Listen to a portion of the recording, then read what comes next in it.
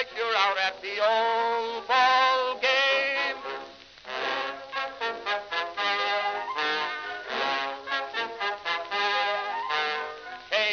Casey saw all the games, knew the players by their first names, told the umpire he was wrong all along, good and strong.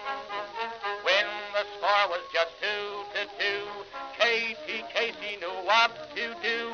Just to cheer up the boys she knew, she made the gang sing this song. Take me out to the ball game, take me out with the crowd. Buy me some peanuts and Cracker Jack. I don't care if I never get back. Let me root for the home team. If they don't win, it's a shame. For it's 1, 2, 3 strikes, you're out at the old ball game.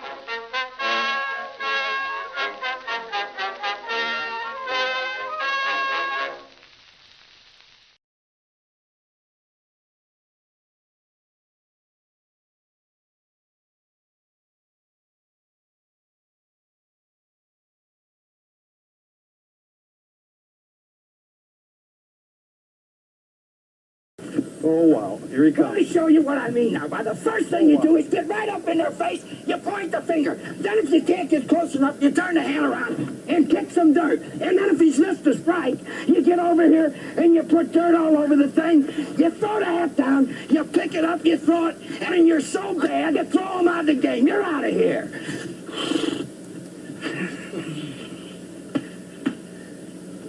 That's the way a major league manager I learned something, buddy boy.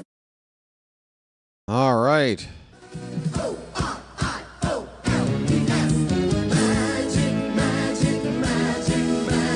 Orioles magic, Greetings, everyone, and welcome to live coverage of Orioles baseball. At least we hope. Where this afternoon, the Baltimore Orioles will be playing the Pittsburgh Pirates in Grapefruit League action. We are at the home of the Pirates. What do they call this place? Lecom Park in Bradenton, Florida, folks. How you doing, everybody? It's your old pal, the BirdWatcher here. People call me BW for short, and that works for me. Folks, Trevor Rogers has been named the opening day starter for your Baltimore Orioles, and today he's going to get what I believe is going to be his next to last tune-up. Hopefully we're going to see him go 5 innings, maybe 5 and change. And, yeah, he will take the mound against the Twins when things start to count. Opening day. Can't wait, folks. We are less than 2 weeks away, and it is coming up fast. There is one note I wanted to share here at the top of the show. I did say on stream yesterday that this was directly reported from Rock Kabatko, at least, or maybe it was Jake Rill, one of two reliable sources for Oriole News, reported yesterday that Ryan Mountcastle was okay and that he would be back in the lineup for this game here today, and he is not. There's no information to follow up on why he's not in the lineup today, but I guess he needs one more day, but it would be nice to get some clarification on that. They made a point to tell us he would be in this game, and he is not. So we need an update on Mr. Mountcastle, who's been having a nice spring. They already took the x-ray on his hand, the day it happened. It isn't broken. But again, they made a point to tell us that he would be back today, and he is not in the lineup. Don't know if he's in the squad, but I have to think no.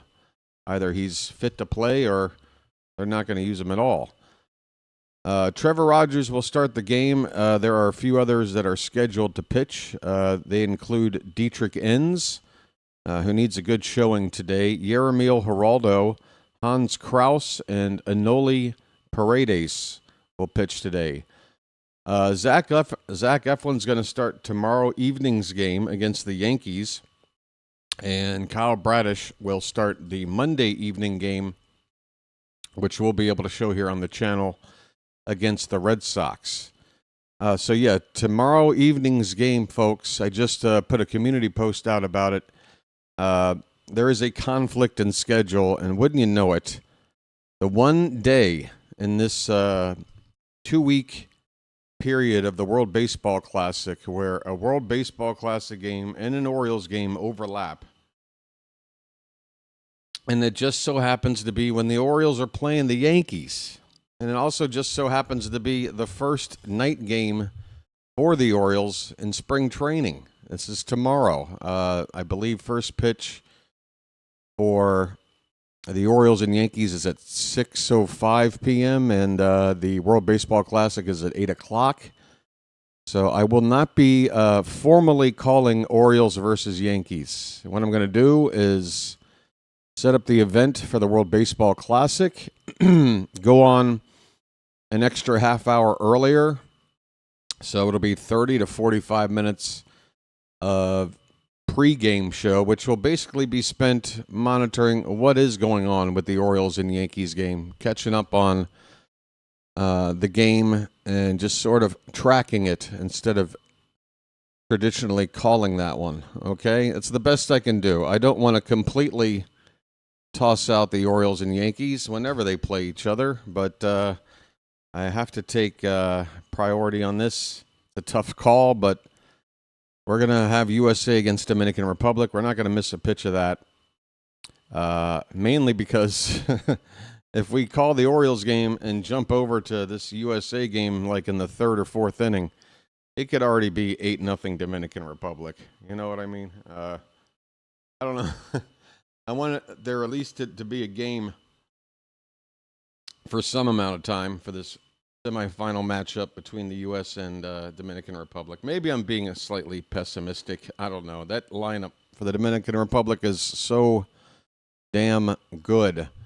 Right. It is now the top of the hour.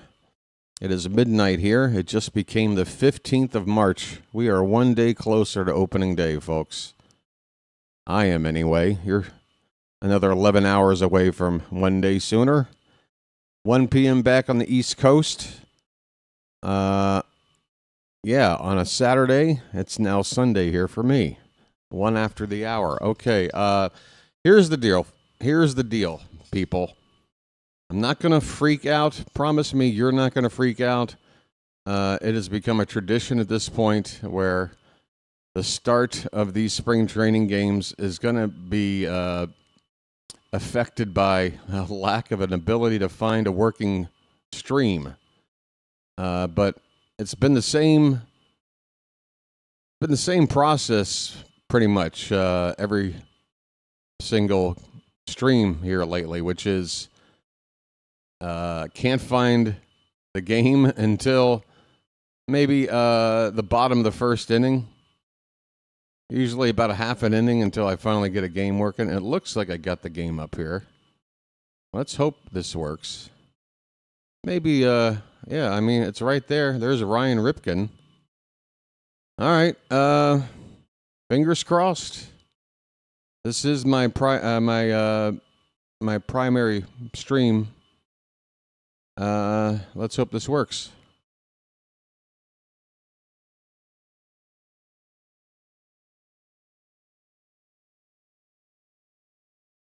Okay. Yeah. HD quality, no, but I just want the stream to work and I want to see the first pitch instead of having some issue. We might actually call this game without any issues, folks. That's when you know you're getting close to opening day. When you can go the entire stream without a problem. All right. Boy, I look like I have jaundice or something. Normally, I'm too pink with this lighting. Now I look almost yellow on the screen. Folks, I look unhealthy, even by my standards. Let's see. The light remote. Does this help? All right, now I look, I don't know how I look. How's that look? Kind of bright. I know that's bad. All right, this one, we'll go with that. We'll go with that. How you doing, folks? Charm City chat.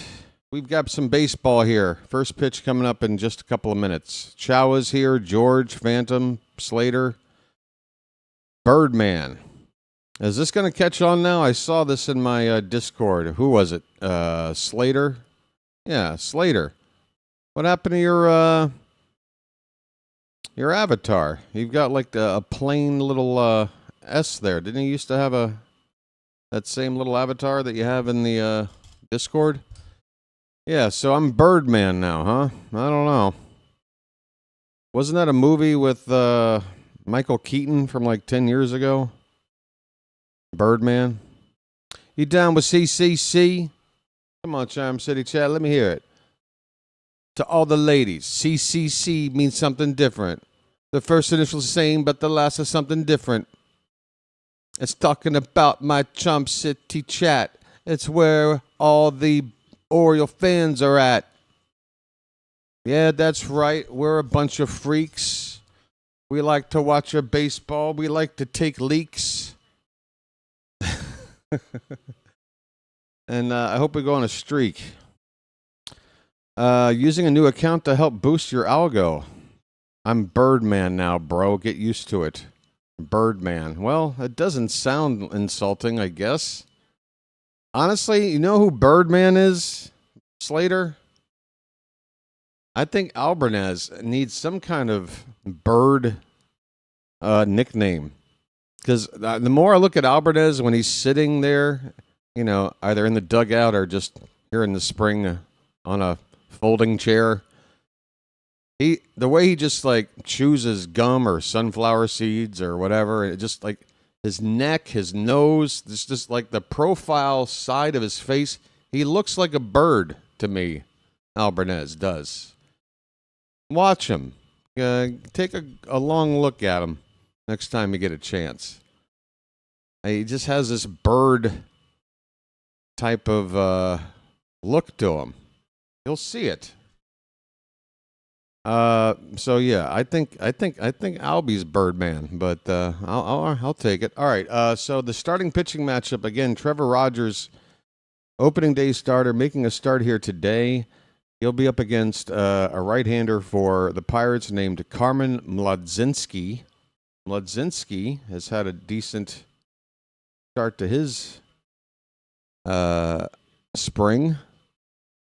Unfortunately, the information, there it is, 2-0 record, and it just went away because first pitch apparently is already coming. Taylor Ward. So the lineup real quick for the Orioles. Leading off playing left field, Taylor Ward. Adley Rutschman will bat second and do the catching. Pete Alonso will hit third and play first base. Colton Cowser is in the cleanup spot playing center field. Blaze Alexander is at shortstop. He's batting fifth. Jeremiah Jackson at second base will hit sixth. Dylan Beavers hits seventh and plays right field. Brian Ramos, the DH, hitting eighth. And Weston Wilson will bat ninth and play third base. All right. I'll go over the Pirates lineup between innings before they come up to hit. Defensively for Pittsburgh, Reynolds in left, Mangum in center, O'Hearn in right, Triolo at third, Gonzalez at short, Brandon Lau at second, Horwitz at first, Henry Davis behind the plate. All right, folks, first pitch of the ball game, Ledzinski to Ward, and it is fouled away. We are underway with Orioles baseball. Taylor Ward. He's featured in 10 spring games so far. He's got one home run, batting .250. This ball's hit on the ground. Backhanded at short, but Gonzalez slips. Nick Gonzalez, fresh back to the Pirates after playing with Team Mexico. There is some muddy dirt out there in the infield. And you can see where Gonzalez, boy, that's dangerous. His cleats got caught in some mud. He appears to be okay, but that could have caused an injury. Watch out, infielders. That infield dirt is not dry. It is wet and clumpy. Got to be careful. Adley Rutschman will come up. So Taylor Ward on at first base. You have to give him an infield hit there. Rutschman with a count of 1-0. And he fouls the next pitch back. I got to get this scoreboard looking okay. Stand by for that. Just a moment.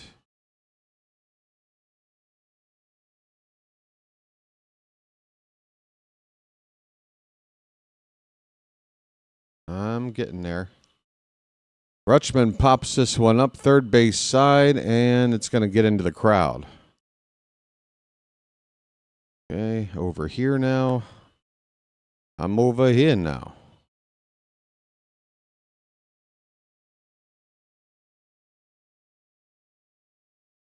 We need to get that up a little bit more. About there, okay. All right, 1-2 on Rutschman. Let the clutch out gently, okay? That ball gets away in the dirt and rolls far away. Ward can walk to second base as Henry Davis retrieves the wild pitch. 2-2 the count on Adley. With a runner at second, nobody out here in the top of the first.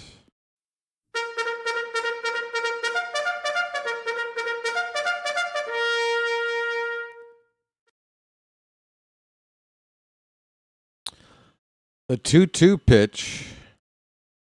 That one's lined to left field, going back on the ball and making the catch over his shoulder.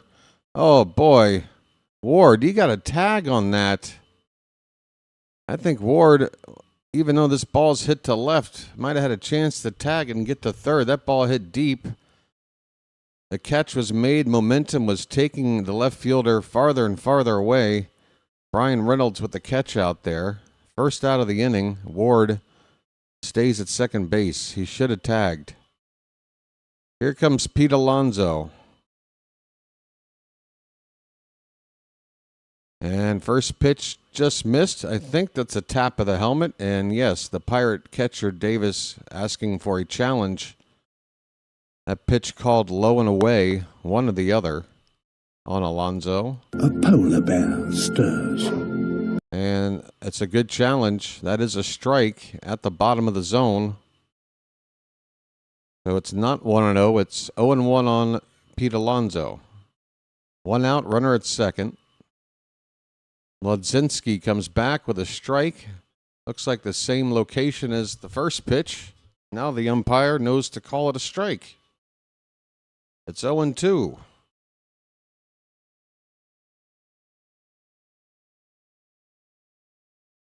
Lodzinski with a look at Ward at second, and the pitch that gets away all the way to the backstop. Ward can walk to third. Unbelievable. So he does get to third base with one out and a chance for Alonso to drive him in without the benefit of a hit. Two wild pitches here in the inning.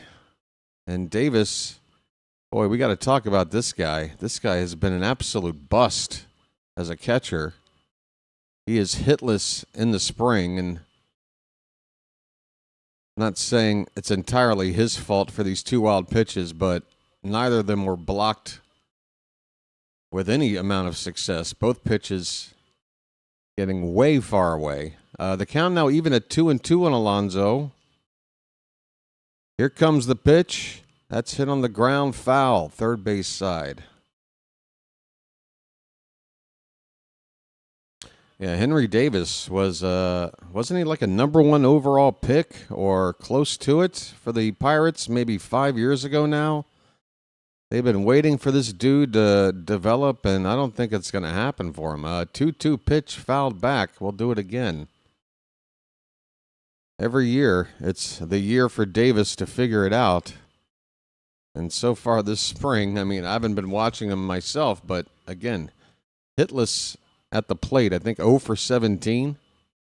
And defensively, from what little I've seen. Not much to admire there either. Foul ball from Alonso. It's still 2-2. Come on, folks.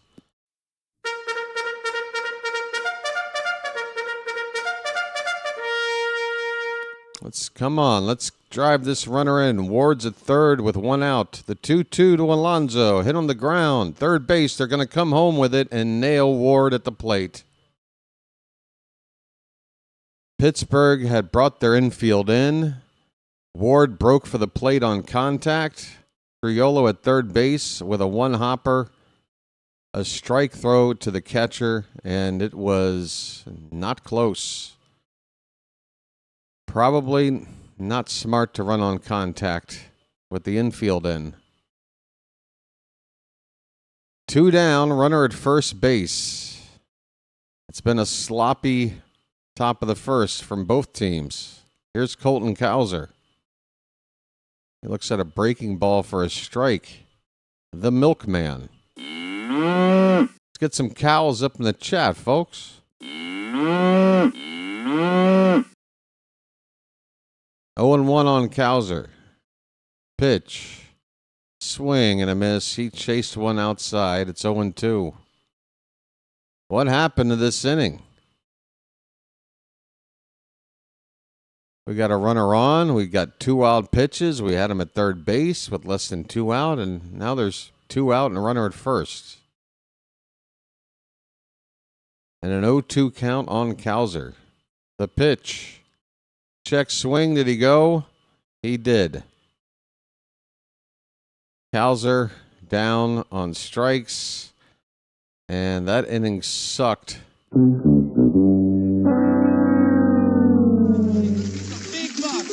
buck. Stop it all. Hey, look, it's Doug. He's back with his classic name, Doug Dennis.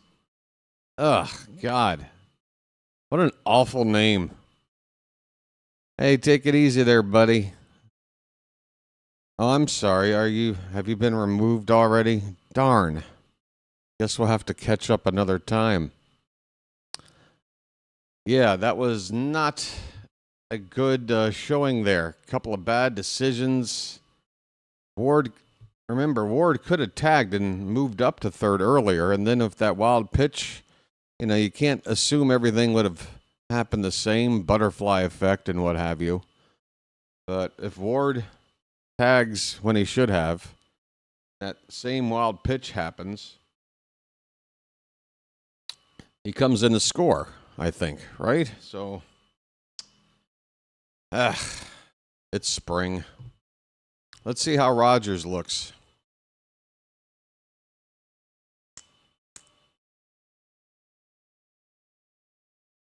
Good work, Phantom.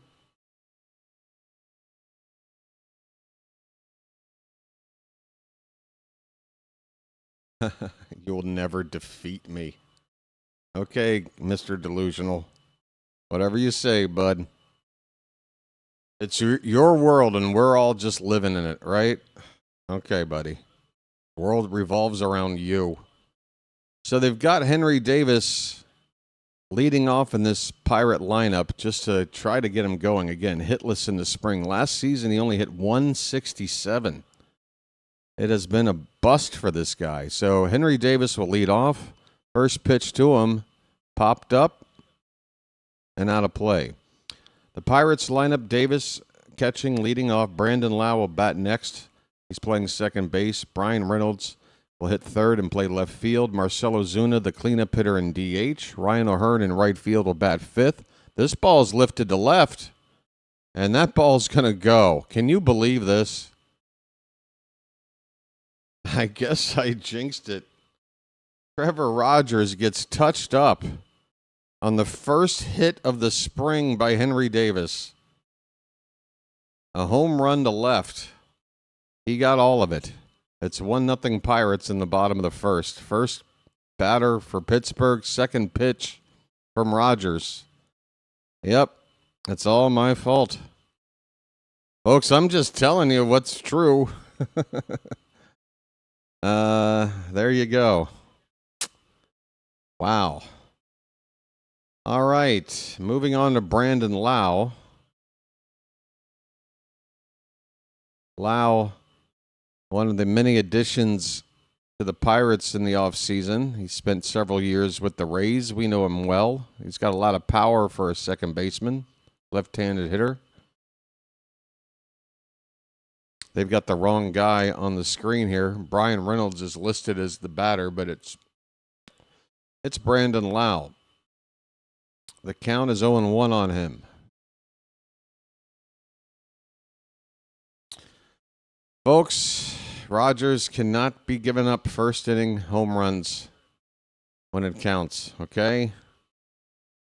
This ball's popped up to right. This is a routine pop-up for Beavers. He'll make the catch, 1 down in the bottom of the first.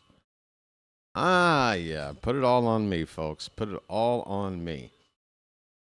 It's his first hit of the spring. What do you want me to do? Not tell you that he had coming into the game hitless, that he hit 167 last year. He's been a bust. He looked terrible trying to block pitches behind the plate in the top half of the inning. 2 wild pitches. What do you want me to do? Folks, if you want to watch something that tells you what you want to hear instead of the truth, just turn on the news somewhere. If you're brave enough to live in reality, then you can hang with me. Brian Reynolds now at the plate. Switch hitter batting from the right side. First pitch was a strike, and the next one is low. 1 ball and 1 strike on Reynolds.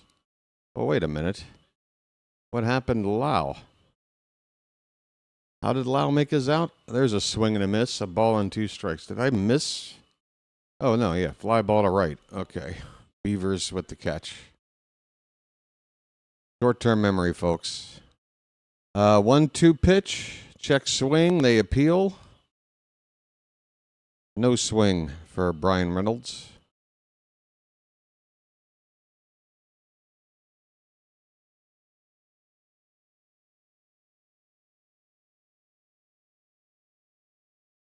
Two pitch. Swing and a miss. There you go, Trevor. First punch out of the day. Well, y'all come back now, you hear? I'm just going to guess Henry Davis said, I'm looking for this pitch in this spot, and he got it. And, a guy struggling like him, that's probably what he's doing. He's going up there guessing, and he finally guessed right. It's bound to happen eventually. Let's just see how Rogers does with everybody else. It's a first pitch strike here to Marcelo Zuna, veteran right-handed power bat. Another new acquisition for the Pirates. Zuna pops it up. Left field shallow. Could be trouble. Coming in, Ward will make the catch. Blaze Alexander, the shortstop, had ran out that way. Lost his hat in the process. But Ward with the catch to end the inning. Henry Davis hits a leadoff home run off of Trevor Rogers. Second pitch by Rogers. And the Pirates get on the board. At the end of 1, it's 1-0 Pittsburgh.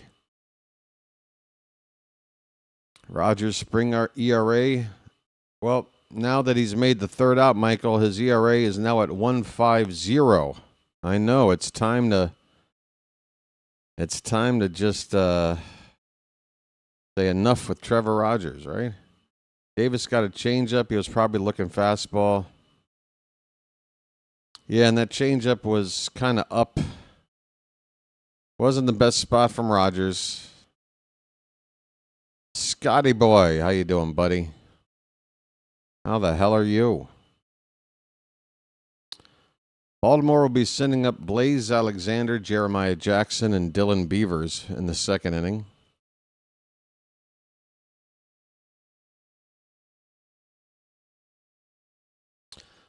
I still want to know what's up with Mountie, man. They said he'd be in the lineup today. There should be some kind of explanation as to why he's not.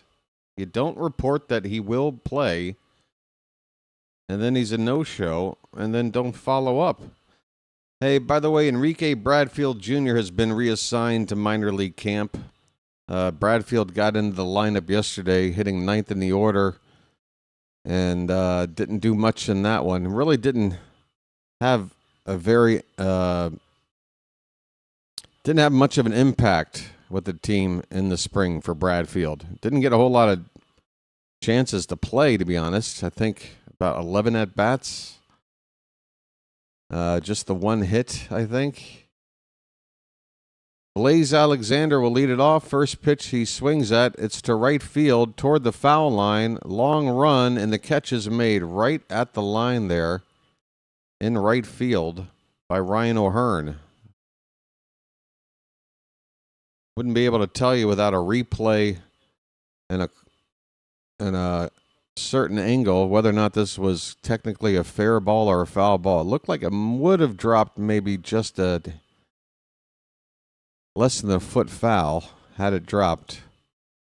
Jeremiah Jackson looks at a first pitch strike. Jeremiah was a bullfrog. Nice to see you in the lineup, playing second base. I'd like to see him get some reps there. Pitch from Ledzinski is low and away. 1-1 on Jeremiah.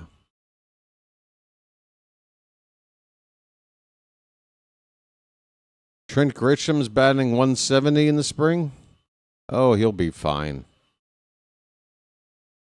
Another one low and away at 96 miles an hour. It's 2-1 on Jackson. One out, nobody on, top of the second. Pirates lead it 1-0. Swing and a miss. The count is 2-2.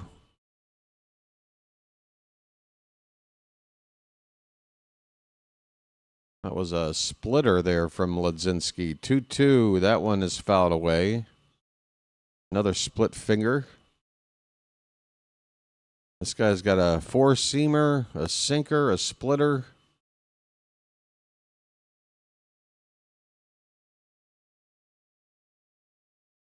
The type of pitching arsenal that I hate to face when I'm playing the show. Jeremiah with a check swing, but he went around and he strikes out. 2 down in the top of the second. What do I think about DR versus U.S.? I think the U.S. are going to have to play balls out. Paul Skeens needs to be on. Here is a line drive by Beavers to right. That's going to get down for a base hit. A 2-out knock for Beavers. Nice beaver. Thank you.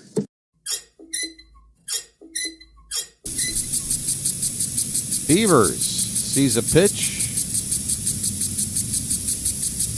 Yeah, it's going to come down to Paul Skeens holding the Dominican team down, and then Mark DeRosa's bullpen usage, which... yeah, say what you want about that. Here's Brian Ramos. First pitch is ball 1.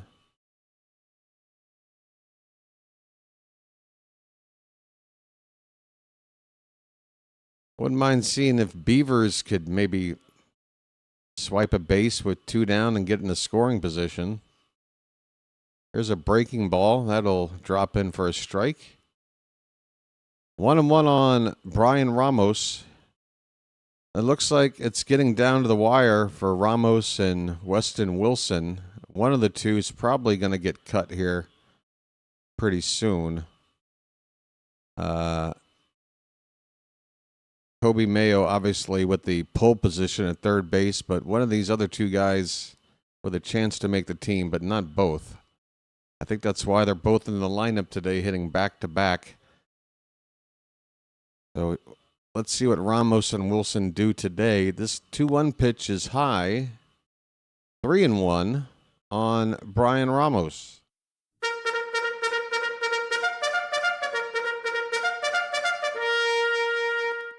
Beeve Finley. Beeve Finley.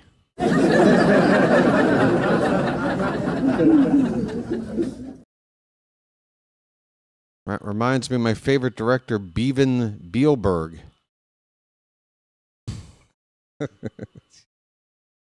Oh, boy. 3-1. Opposite field base hit by Ramos. Look at that swing. Beavers will motor to third. 2-out rally here cooking for the Orioles. First and third after the opposite field base hit by Ramos. That was a nice piece of hitting. Folks.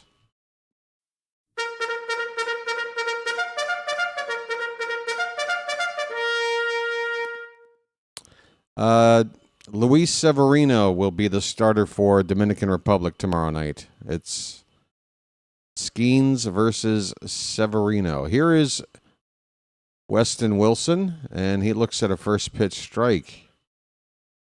All right, Weston, Ramos got a hit. Now it's your turn, buddy. You two are in a battle right now.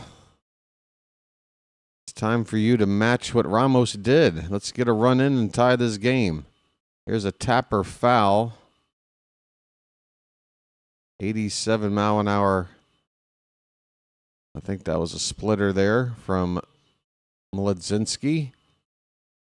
So 0-2 on Wilson. 2 outs. Runners at first and third for the Orioles.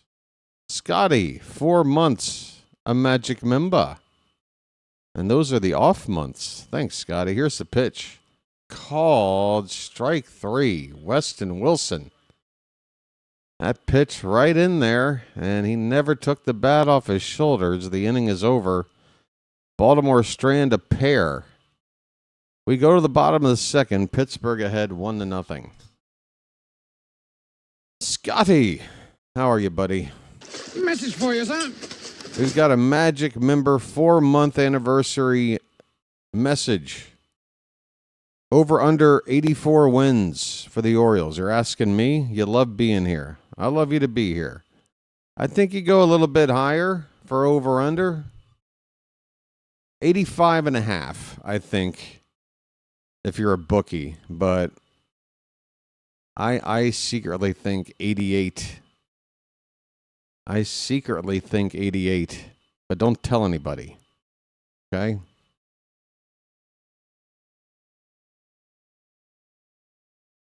Ryan O'Hearn will come up to lead off for the Pirates, our old buddy.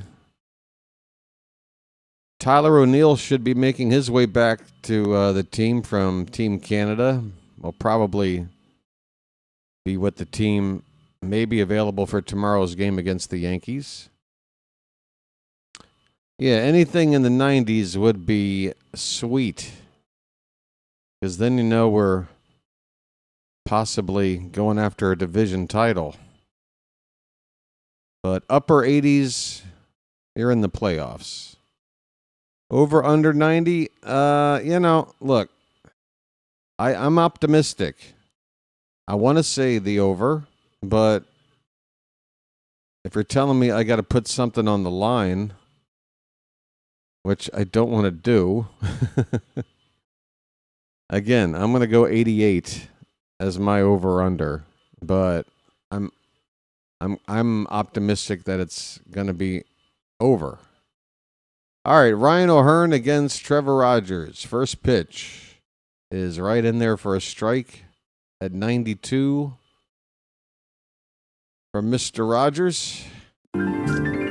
It's a beautiful day in this neighborhood. This one's fouled off the foot of O'Hearn. The count 0-2. O'Hearn having a good spring here with his new team. Signed a 2-year deal. Something the Pirates don't often do with free agents, a multi-year deal. Sitting .350 so far in the spring. There's a called strike. It better have been a strike. 1-2 on O'Hearn, leading off the bottom of the second. Next pitch. That's reached for and fouled away. A lunging swing by O'Hearn, trying to protect with 2 strikes. Rogers, the key to his success is keeping the hitters off balance. His stuff is not overpowering. About hitting his spots and mixing up those pitchers, inducing weak contact, and occasionally no contact. 2-2, that one's lined into right field. It'll get down in front of Beavers for a base hit. That ball hit too hard for Beavers to think about making a spectacular play of some sort. Because if he didn't play this right, it would have gone right past him. So he laid up for a base hit, a leadoff single for O'Hearn. Here's Nick Gonzalez. And he swings and misses. Had a fastball from Rogers at 93.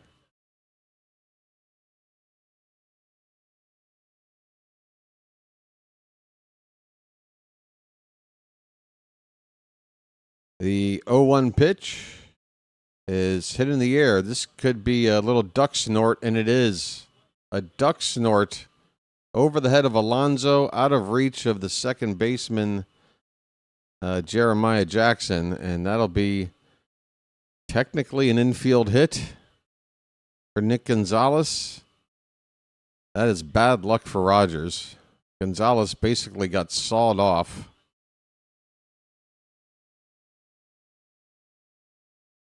If you can make a batter have contact that weak, you take it every time. But unfortunately, that one just dropped in a magical spot for the Pirates. 2 on, nobody out for Horwitz. First pitch he goes after, center field. Hauser going to throw a seed to third base, and it's cut off by Blaze. O'Hearn does not attempt to make it to third. So big first out for Rogers, keeping the runners at first and second. Horwitz is gone on one pitch. Here is Jared Triolo. The Rogers 2 men on, but he's got the 8 and 9 batters coming up right now. Chance to work out of this. And a swing and a miss to get the at-bat started against Triolo. 22 pitches at the moment for Rogers. Yep, the old duck snort, folks. If you don't know what a duck snort is, it was that base hit by Nick Gonzalez. That is a duck snort. That is a called strike 2.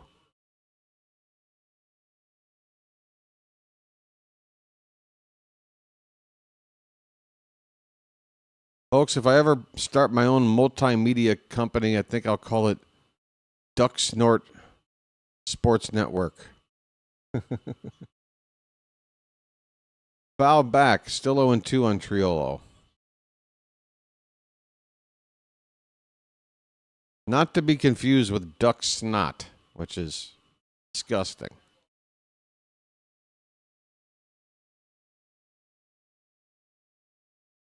Oh and 2 on Triolo. Pitch clock down to 1. It says 0 as Rogers gets rid of it for a called strike 3. Wow, Rogers. Pitch clock had gone down to 0. Gets the pitch off, and it's a called strike 3. 2 down in the inning.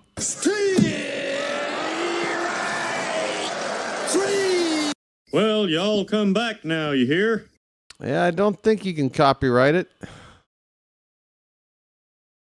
I think it's in the public domain now. Here's Jake Mangum, and he's hit by the pitch. On the side. That one right in the appendix. Right in the appendix for Mangum. That's going to load him up with 2 down and back to the top of the order for Davis.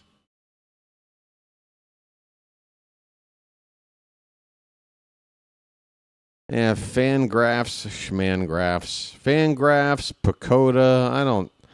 I don't take much stock in that stuff. I'll tell you this: the Pirates, in my humble view, things do have to go right. But I mean, they've got offense now. They do. they're not the most athletic team. You know, Ryan O'Hearn, Marcelo Zuna. Who am I forgetting? Brandon Lau. These guys, you know, they're not quick getting around the bases. They're not premium defenders, but they can hit. And we already know about the Pirates' rotation. We got Paul Skeens at the top of rotation. You got Bubba Chandler coming up as another really good arm. Jared Jones, Mitch Keller. It's a pretty good rotation. So if the offense that they've put together here, and last season their offense was dreadful. I mean, if they can just be a middle-of-the-pack offense, I think the Pirates can make some noise in the Central. The Cubs are the front runners, I believe. The Brewers you can't count out. They did win the most games in the regular season last year, although they let Freddie Peralta go without really replacing him in the rotation with anything new. When Corbin Burns was traded to us, the Pirates basically turned to Peralta as their ace, and that worked out. But now that Peralta's gone, Milwaukee's rotation's looking pretty weak. It's a full count on Henry Davis. 2 down, bases loaded. The pitch, fouled away. I guess I should be calling this a little closer. This is a big at-bat.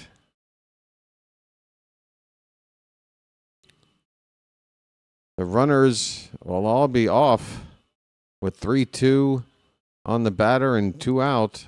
The payoff pitch, that's low and in, and Rogers walks in a run. He walks Davis. Henry Davis has just been waiting, I guess, his career to have a chance to face Trevor. Look at that bat flip by Davis after ball 4. Like, he's hot shit. Bro. Don't act like you've suddenly figured it out there, Henry. 2-0 to score after that bases loaded walk. 2 down for Brandon Lau. Rogers needs an out. Quickly. Right now.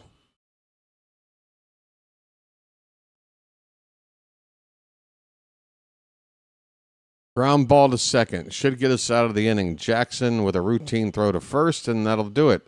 The Pirates leave them loaded, but they do score their second run of the day. They've scored 1 in each of the first 2 innings. On to the third, 2-0 Pirates. Eesh. I think the Yankees will have a tougher time getting there simply by having tougher games versus the Orioles. They walked on us last year, but we're going to be tougher this year. You're damn right. Ain't no cakewalk when the Yankees play us. AL East is going to be logjam at the top. Yeah, absolutely, Slater. I think, you know, when you're talking sports, everyone's got a difference of opinion, but I feel like if there's one thing every baseball fan who's paying at least a little bit of attention is agreeing on, it's that 4 teams in the American League East all look strong enough to win the division. They all look like they are capable of making the playoffs. And they all could.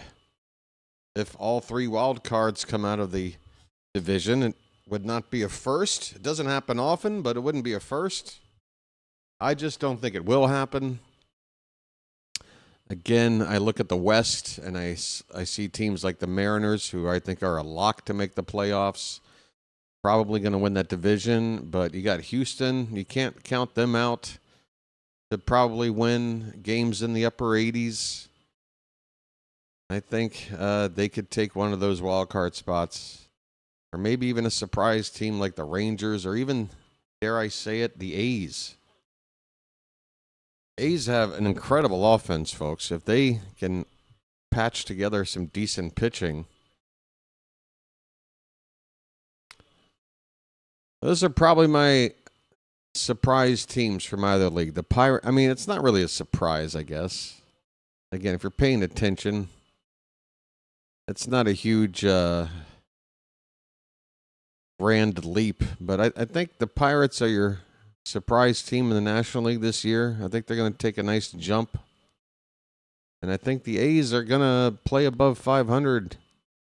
Maybe fade out, down the stretch and finish something like 82-80 or something. But I think they might have a winning record. Here's a check swing. The batter did not go. It's 2-1 on Taylor Ward. We're in the top of the third, and the Orioles have the top of the order up against Carmen Mladzinski. The 2-1 pitch fouled back. That was a 94-mile-an-hour fastball.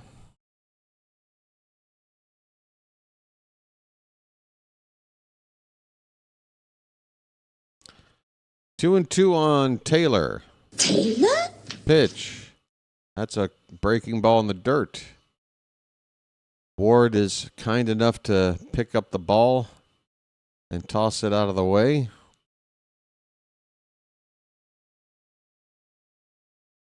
So Ward leading off. Working the count full here.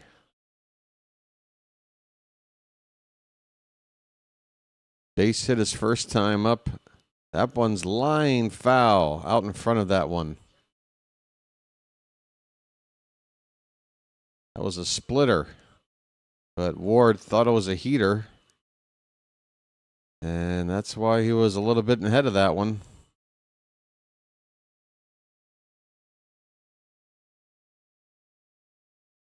Another 3-2 pitch. That one's lifted and going to drop into shallow center field. Ward is 2 for 2. Leadoff single, the Orioles. It's time to rally, folks. Come on. Taylor?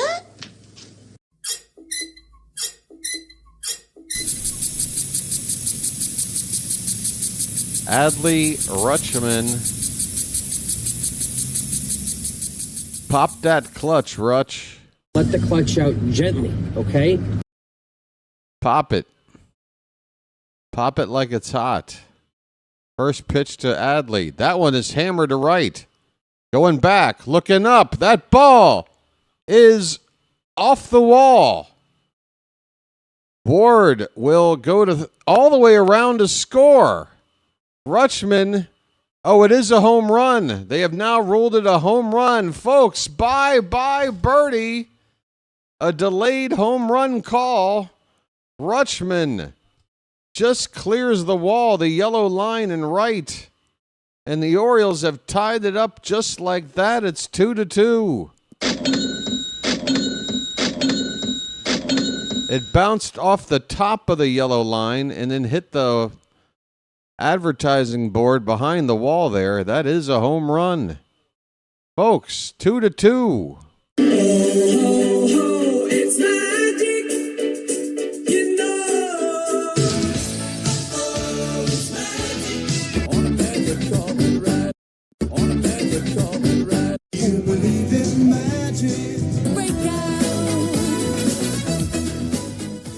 I do believe that's number 2 on the spring there, Phantom, for Adley. Don't quote me on it, but I'm pretty sure that's number 2. We have a strike called here on Alonso. He challenged it. He thought it was a ball. He lost. It's 0-2 on Alonso. Nobody out in the inning. 2 runs in. The Orioles have tied it up, and there's a called strike 3, and Alonso is wondering what the hell happened there. He's down on 3 pitches, and he wasted a challenge in the process. Not his greatest at-bat in an Oriole uniform. Here comes the milkman. Get them cows up in the chat, folks. Come on, act like it's the regular season. We're getting close. First pitch inside to Cowser.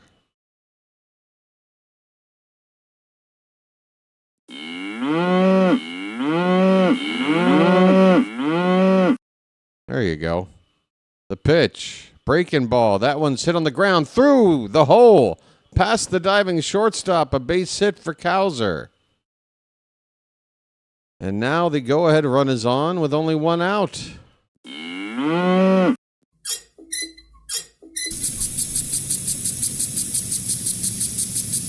Cowser, that ball hit hard off the bat. That one just scooted its way through the infield.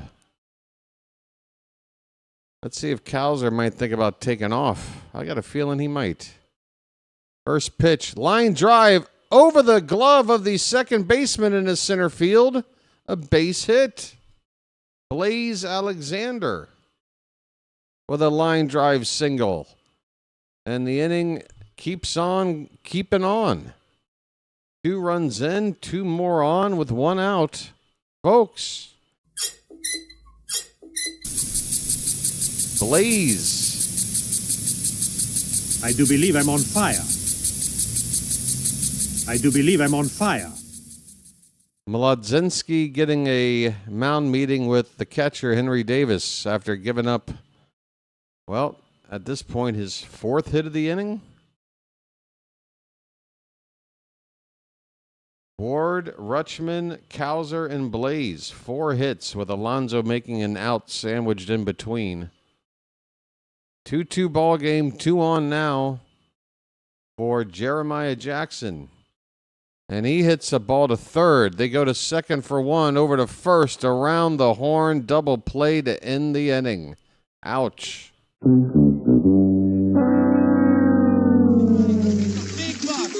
buck, stop it all. All right. Well, you had some good, you had some bad. Well, you got yourself a tie game. We're going to the bottom of third. It's 2-2 on a 2-run home run by Adley Rutschman. Time for a lucky. Cows are now hitting 286 on the spring. Yes, sir. Ward's up to hitting 308 with his 2 hits. Yes, sir. Cows are hitting 286. Oh, my. Can I dream? It's incredibly hot in here today. It's incredibly hot in here. Incredibly hot. Yes, I must say it's incredibly hot in here.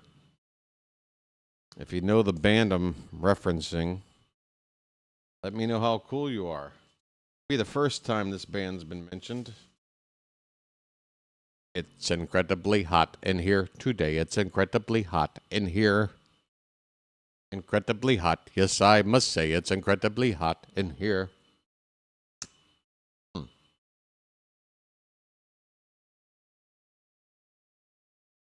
All right. Let's go.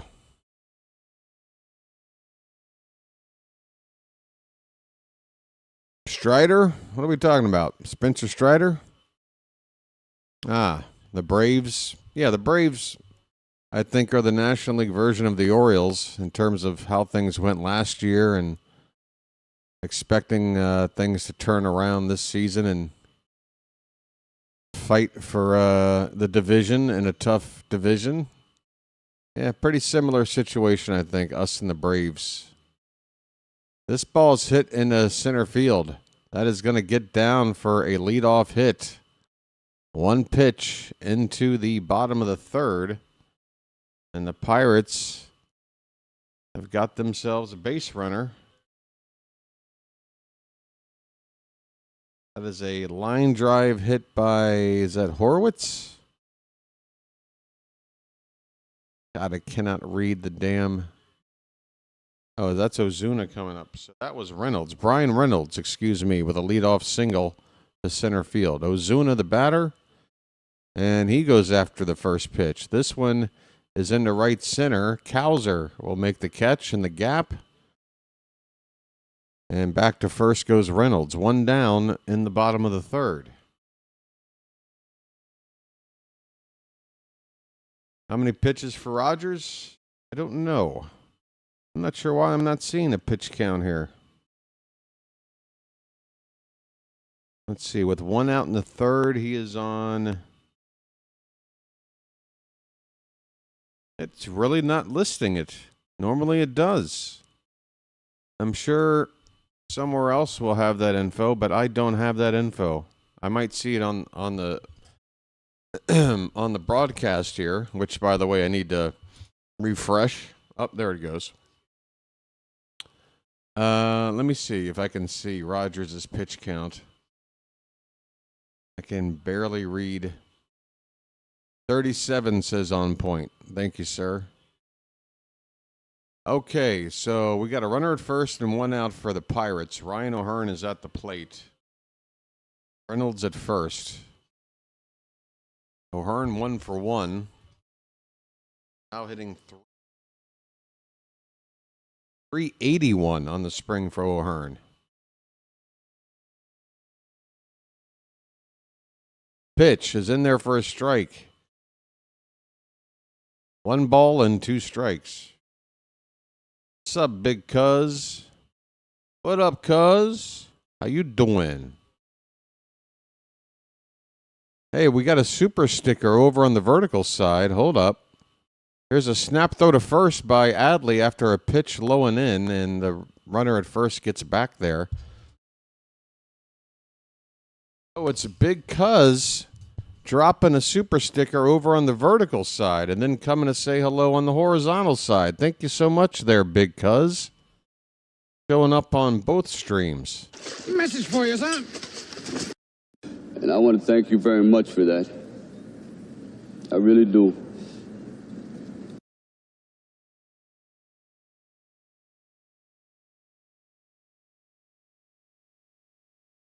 I've got a 2-2 count on O'Hearn right now, but I've also got a frozen game, so stand by.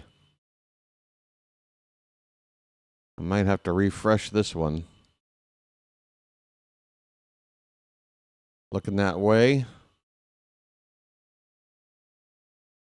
Looks like a couple of foul balls, and now strike 3 swinging. Down goes O'Hearn.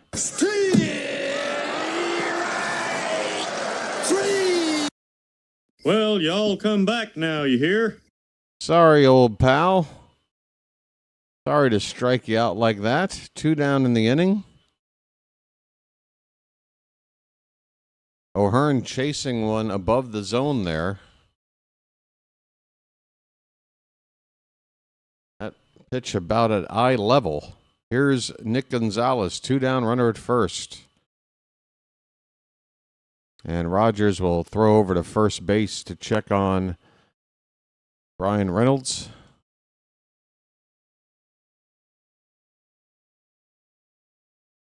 You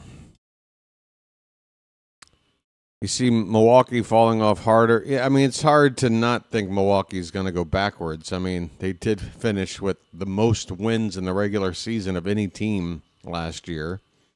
And again, you take away Peralta out of that rotation. That rotation looks awfully thin now.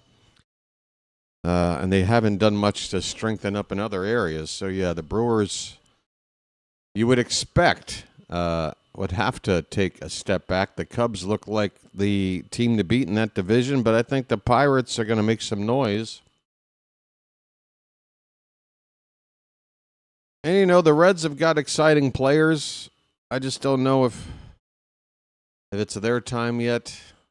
I just think Pittsburgh, whenever you got a guy like Paul Skeens at the top of your rotation, and an otherwise pretty exciting rotation, again, if Bubba Chandler takes a step up, if that rotation becomes one of the best in baseball, and it absolutely could, if their offense is just mediocre, they could be a winning team. Here's a ball hit to third base. Tough play there by Wilson. Throws off balance from the foul line, and what a strike to first to end the inning. Put a gold star by that one for Weston Wilson. Besides that, it's on the reflexes. That'll end the inning. We go to the fourth. We're still tied at 2. Weston Wilson impressing. Folks, we've got options. I'm not sure what players we're going to be able to hold on to once camp breaks and the regular season starts. But hopefully we'll be able to stash some of these guys as depth in AAA. And, you know, if guys like Mayo or Beavers, guys that, you know, haven't exactly completely solidified themselves as everyday major leaguers. You know, if they struggle, they still have options. We could, you know, I'm not looking forward to this taking place, but if Mayo really struggled, and if we were able to call up one of Ramos or Wilson, and again, Westberg hopefully eventually, a couple of months from now, works his way back into the equation. That's not too bad. And then again, somebody was asking me earlier, what do you think between Beavers and Kjerstad right now? I think right now that spot on our team, it does seem like it's going to have to be one of the two. I was leaning Kjerstad here for probably the past 10 days or so, but Kjerstad's been struggling lately. For at least his last 8, I want to say. He was hitting over 300. He's now down in the 230s. But Beavers hasn't exactly been tearing the cover off the ball either. I think it really is an open competition still between the two. And Beavers is up right now. And he'll look at a first pitch breaking ball for a strike. Folks, get those Beavers up in the chat. Nice beaver. Thank you. You've also got Jeremiah Jackson in the equation. Beavers fouls this one off, and he's quickly behind 0-2. So these are important at-bats in these games. Wilson, Ramos, and Beavers especially want to show something to Albarnez today. 0-2 pitch bounces in there. 1 ball, 2 strikes. Bottom of the order due up, so we'll see all 3 of these guys, Beavers, Ramos, and Wilson, all due up here in the inning. Dylan 1 for 1 today. His average right now is at 222, so him and Kjerstad basically within 10 points of each other. Beavers, that ball's poked to right, but he was out in front of it. It'll land foul. 1-2 the count.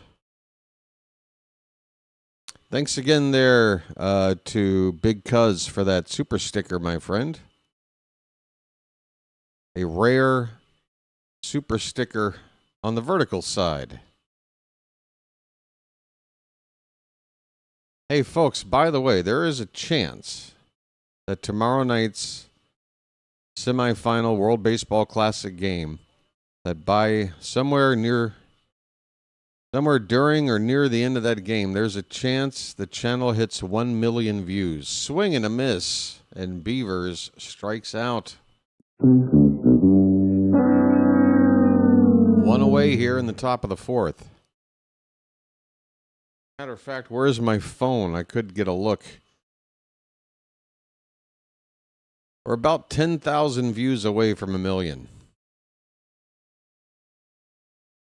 Brian Ramos goes after the first pitch, ground ball to short. Gonzalez to first in time, and Ramos is gone quickly. 2 down in the 4th. Mladzinski is on 55 pitches.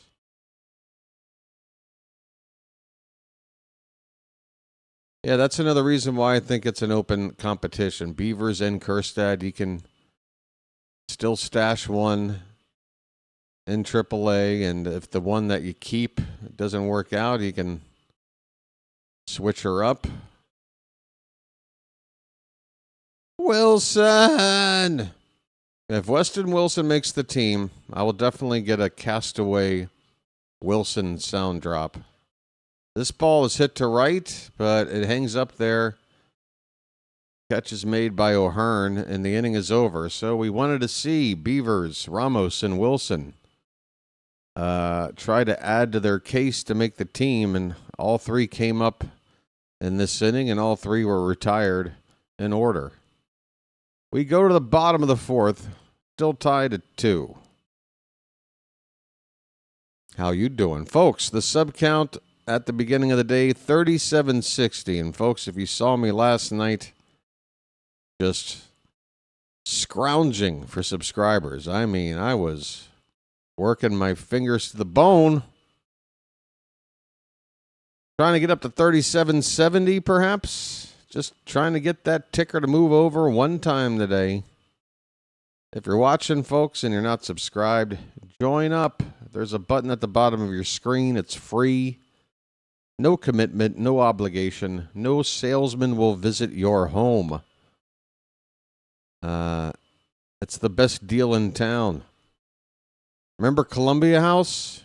10 CDs for a penny? How does 162 games for nothing sound? That's what you get here on the BirdWatcher Channel. So subscribe. It's better than Columbia House. It is 1 cent cheaper.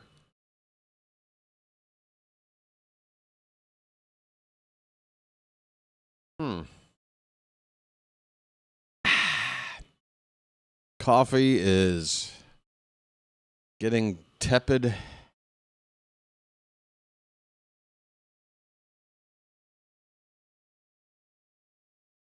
Hello there, Bob. Need to move some players. Too many first basemen or DH dudes. Yeah, I mean, I think, with the injuries to Westberg and Holiday, at least to start the season, when we began the spring, Mayo was looked at as just another option at first base or DH. But because of the injuries, we basically put him back to third. And that helps one of those guys have a position to work with. Mountcastle is probably going to have to really fight to get playing time with Alonso locked in every day at first base, obviously. Spencer Horwitz, leading off the bottom of the fourth, lifts a fly ball to left field. Taylor Ward is right there. Doesn't have to move far to make the catch. Rogers is into his fourth inning of work. That was his 51st pitch to get the first out. And Jared Triolo will come up to hit now. But yeah, the bullpen, I would say, I wish we would have signed Danny Coulombe.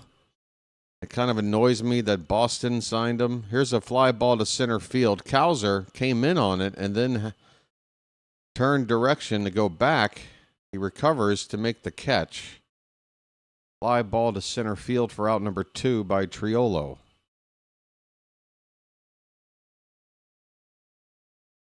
But yeah, the bullpen, I agree. I'd like to see it upgraded, but there's really nothing left in terms of free agent options that's going to make the team that's going to really move the needle. You'd have to probably execute a trade, which isn't out of the question. Late spring trades, teams addressing needs just before the regular season starts. It happens. It could happen. Okay, we're back. And we're back. Folks, I had a power outage over here. Everything got tripped. The lights cut out. Everything went out. Honestly, this has not been an issue as common as it has been so far here this spring. What is the deal? This was just, there was a power outage here for a minute, folks. Stand by.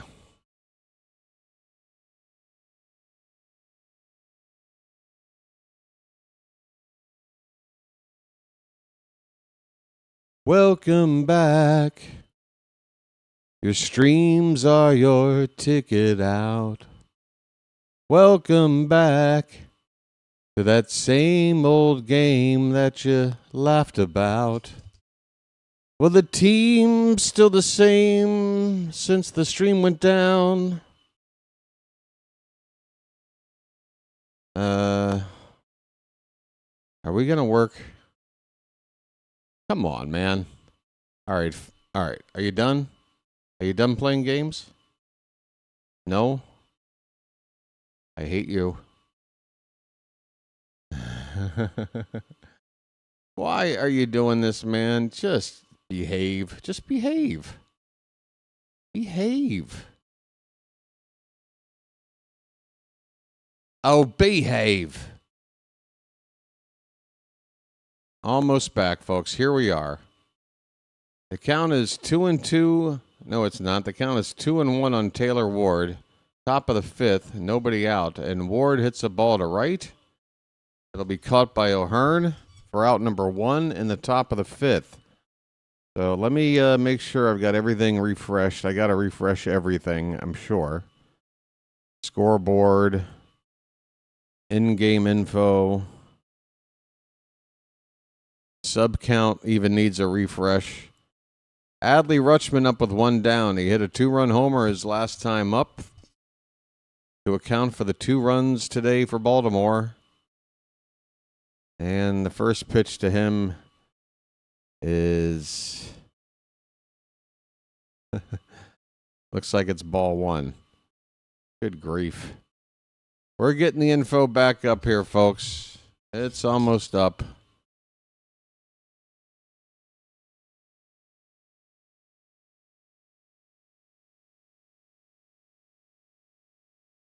Looks like Adley's just been thrown out at first base here.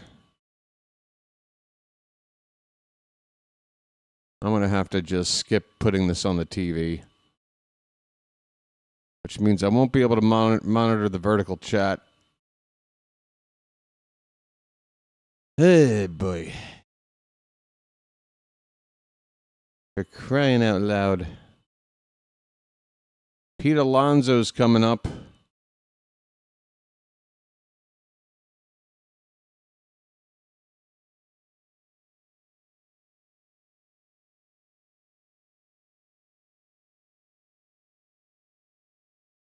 And Alonso appears to have made the third out of the inning.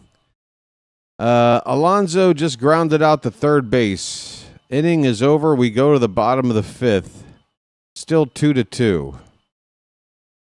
So my apologies. Ward lined out to right to begin the inning. Rutschman then grounded out to third, and then Alonso grounded out to third as well. Orioles go 1-2-3 with the top of the order. This game's halfway through. Top of the order due up for Pittsburgh in the bottom of the fifth.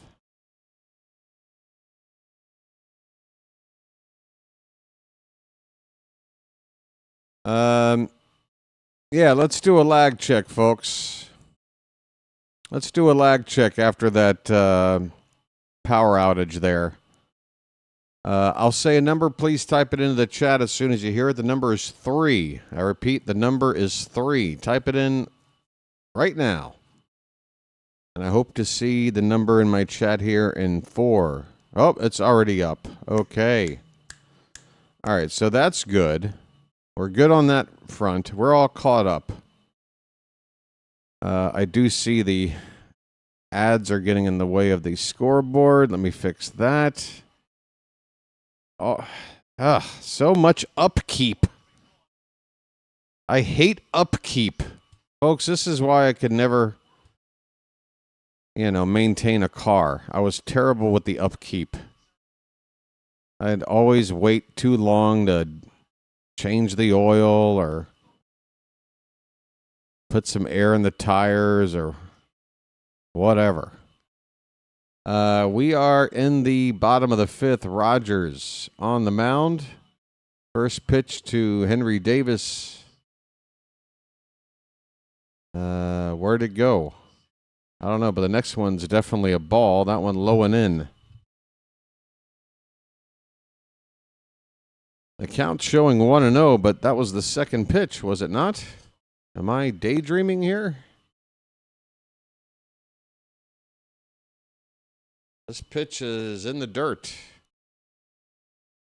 It says 2-0, but I feel like there was a strike 1 in this at-bat that they are missing on the scoreboard here. Here's a swing and a miss. It's either 2-1 or 2-2. On the batter, Henry Davis, who's already drawn a bases-loaded walk and hit a home run back in the first.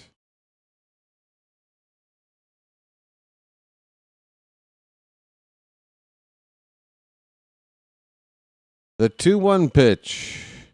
Low and in. And did that get Davis on the foot? It did. Are you kidding me? Why are we treating Henry Davis like the most dangerous batter in the Grapefruit League?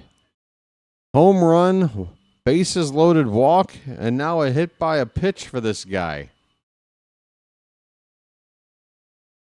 His career is turning around today, and we're helping him do it. Dietrich Enns is jogging in, folks. That's going to do it for Rogers today. Trevor Rogers gives up a leadoff base runner here in the bottom of the fifth, so he'll just go 4 innings plus 1 batter.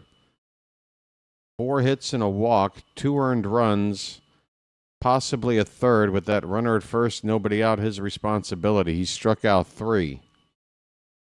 So, not the sharpest from Rogers, but it wasn't a disaster either.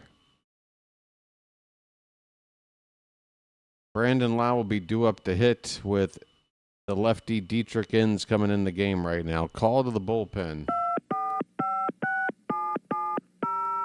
What is with that sub count?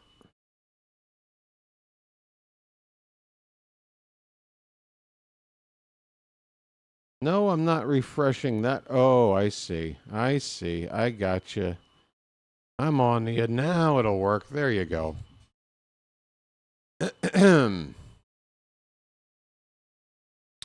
Sorry, I don't. Hey, you don't have to apologize. I don't trust Mayo on third, and is Westy too injury prone to stay on the field? All right. Well, Bob, somebody's got to play third base. Westy won't be available. Mayo is an option. I do understand his defense is something to worry about. There has been signs of improvement. Is it enough for me to feel confident? No, I'm going to feel a little bit worried. But here's the deal. If Mayo is hitting the way he's been hitting this spring, as long as we're not talking about an error every other game, I think we can absorb the defense if he's going to put some runs on the board for us. And again, if he face plants, we've got a couple of options. So we're going to give him a try.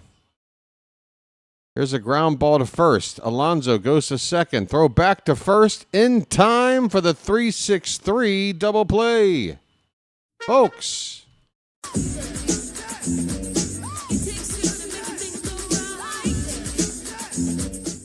How do you like this? Dietrich Enns, 1 pitch, 2 outs.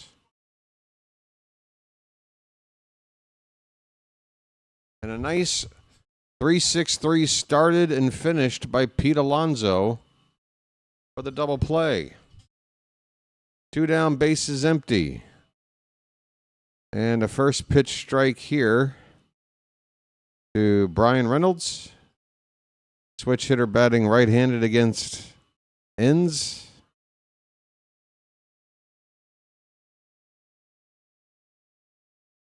That pitch is low. 1-1 the count on Reynolds. He's 1 for 2.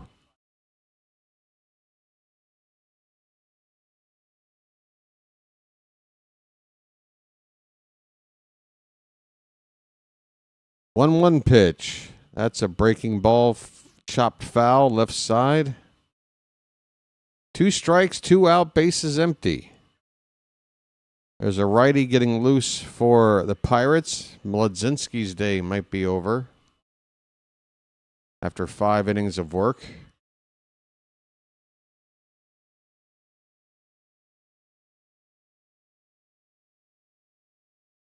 One-two pitch is left high, 2-2.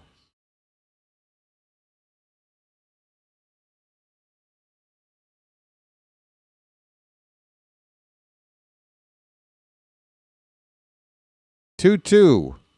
Breaking ball, got a piece. And we will still have a 2-2 count after that foul ball.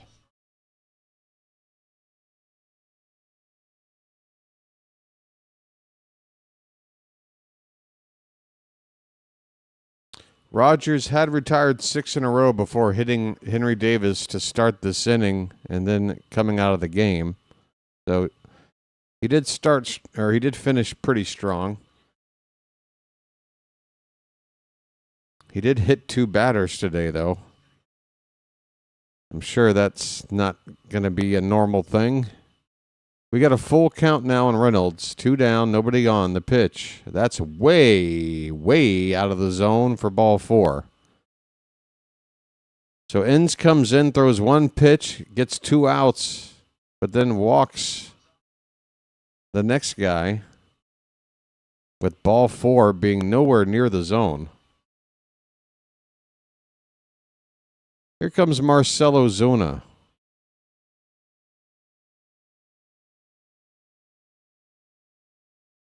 And Inns' first pitch to him is low.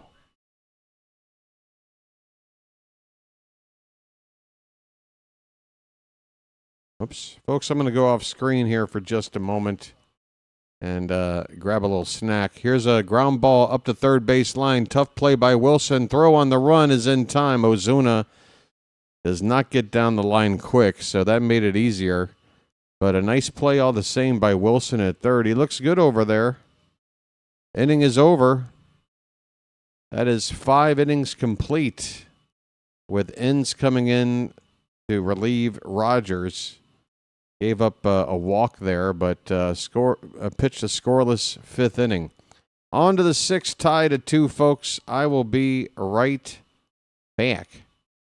Whoops. There's the button. This is great iced tea.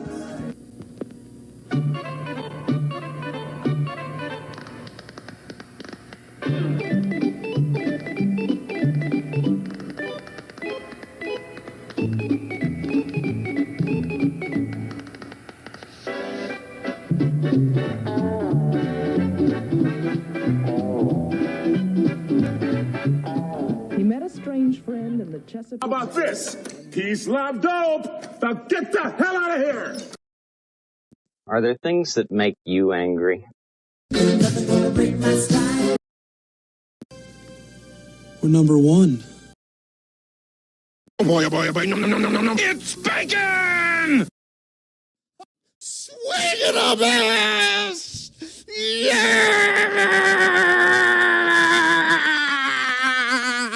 6 in a row! Folks, if you don't think I care about the Orioles, this was in the middle of an awful season last year. This is me reacting to us winning when we're probably about 18 games under 500. Swing it up, ass! Yeah! 6 in a row! You can't stop us! Swing it up! Well, at least that week you couldn't stop us. Colton Cowser is going to lead it off here for the Orioles in the top of the 6th. Sanders, a right-hander, the new pitcher for the Pirates. Swing and a miss. 1-1 on the Milkman. 1 for 2 today with a single in the 3rd.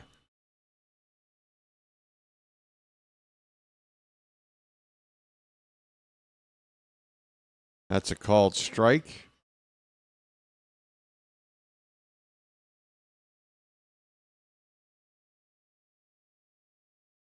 It's amazing what one scoreless inning can do. This pitch is tapped foul off to the right. Still a ball and 2 strikes on Causa. Causa.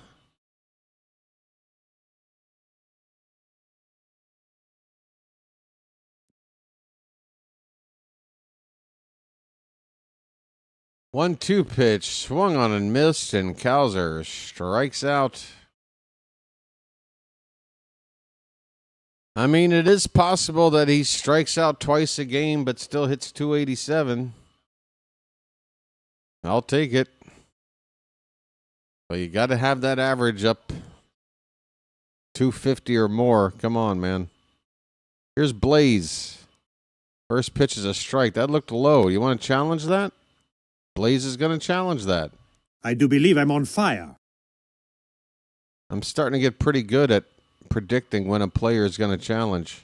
And that pitch is indeed low. I saw it. Blaze saw it. We're both better than the ump. You stink, Blue. Why don't you wake up and smell what you shoveling? Yeah, I know I'm off screen, George. I'm having a snack. I'll be back.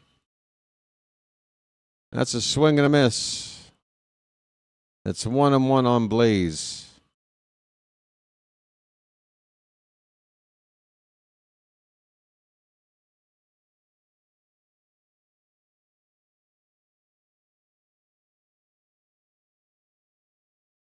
Just missed the zone on that one. 2-1 the count.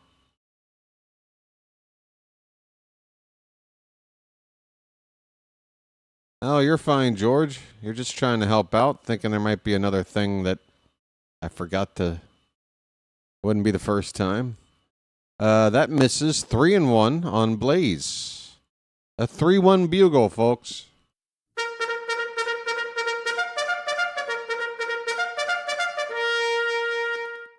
All right there, Phantom. Gotcha. Pitch. That's a line drive. Base hit off the glove of the third baseman Triolo as it rolls softly into shallow left field. Blaze is aboard with a base hit. Blaze. I do believe I'm on fire. Folks, fun fact, Blaze, my favorite American gladiator.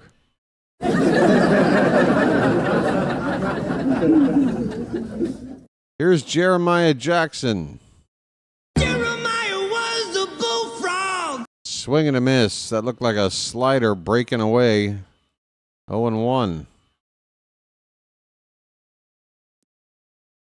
Jeremiah's 0 for 2.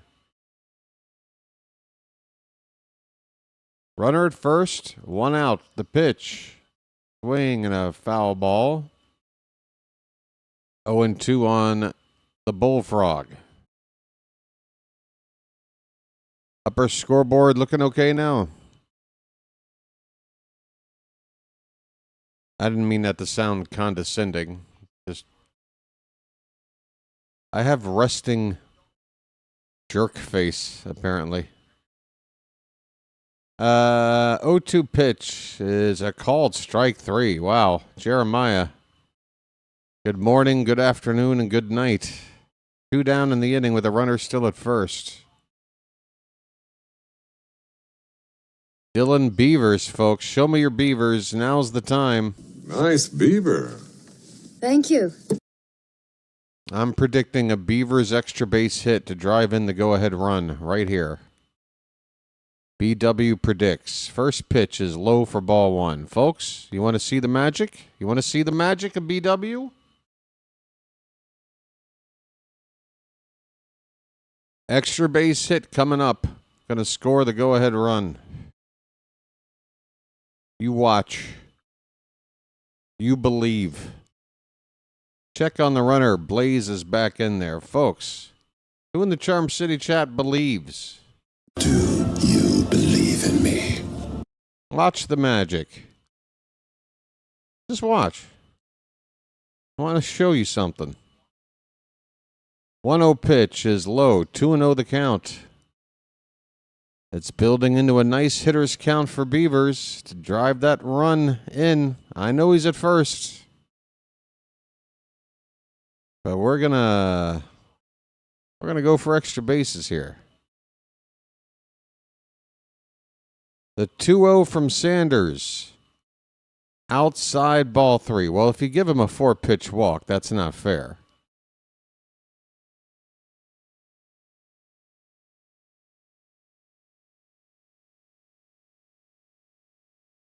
Blaze sounds like a Mortal Kombat character that didn't make the cut.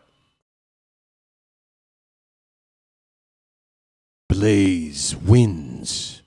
Fatality. It's 3-0 on the Beeve. Here's the pitch. That ball's crushed to right.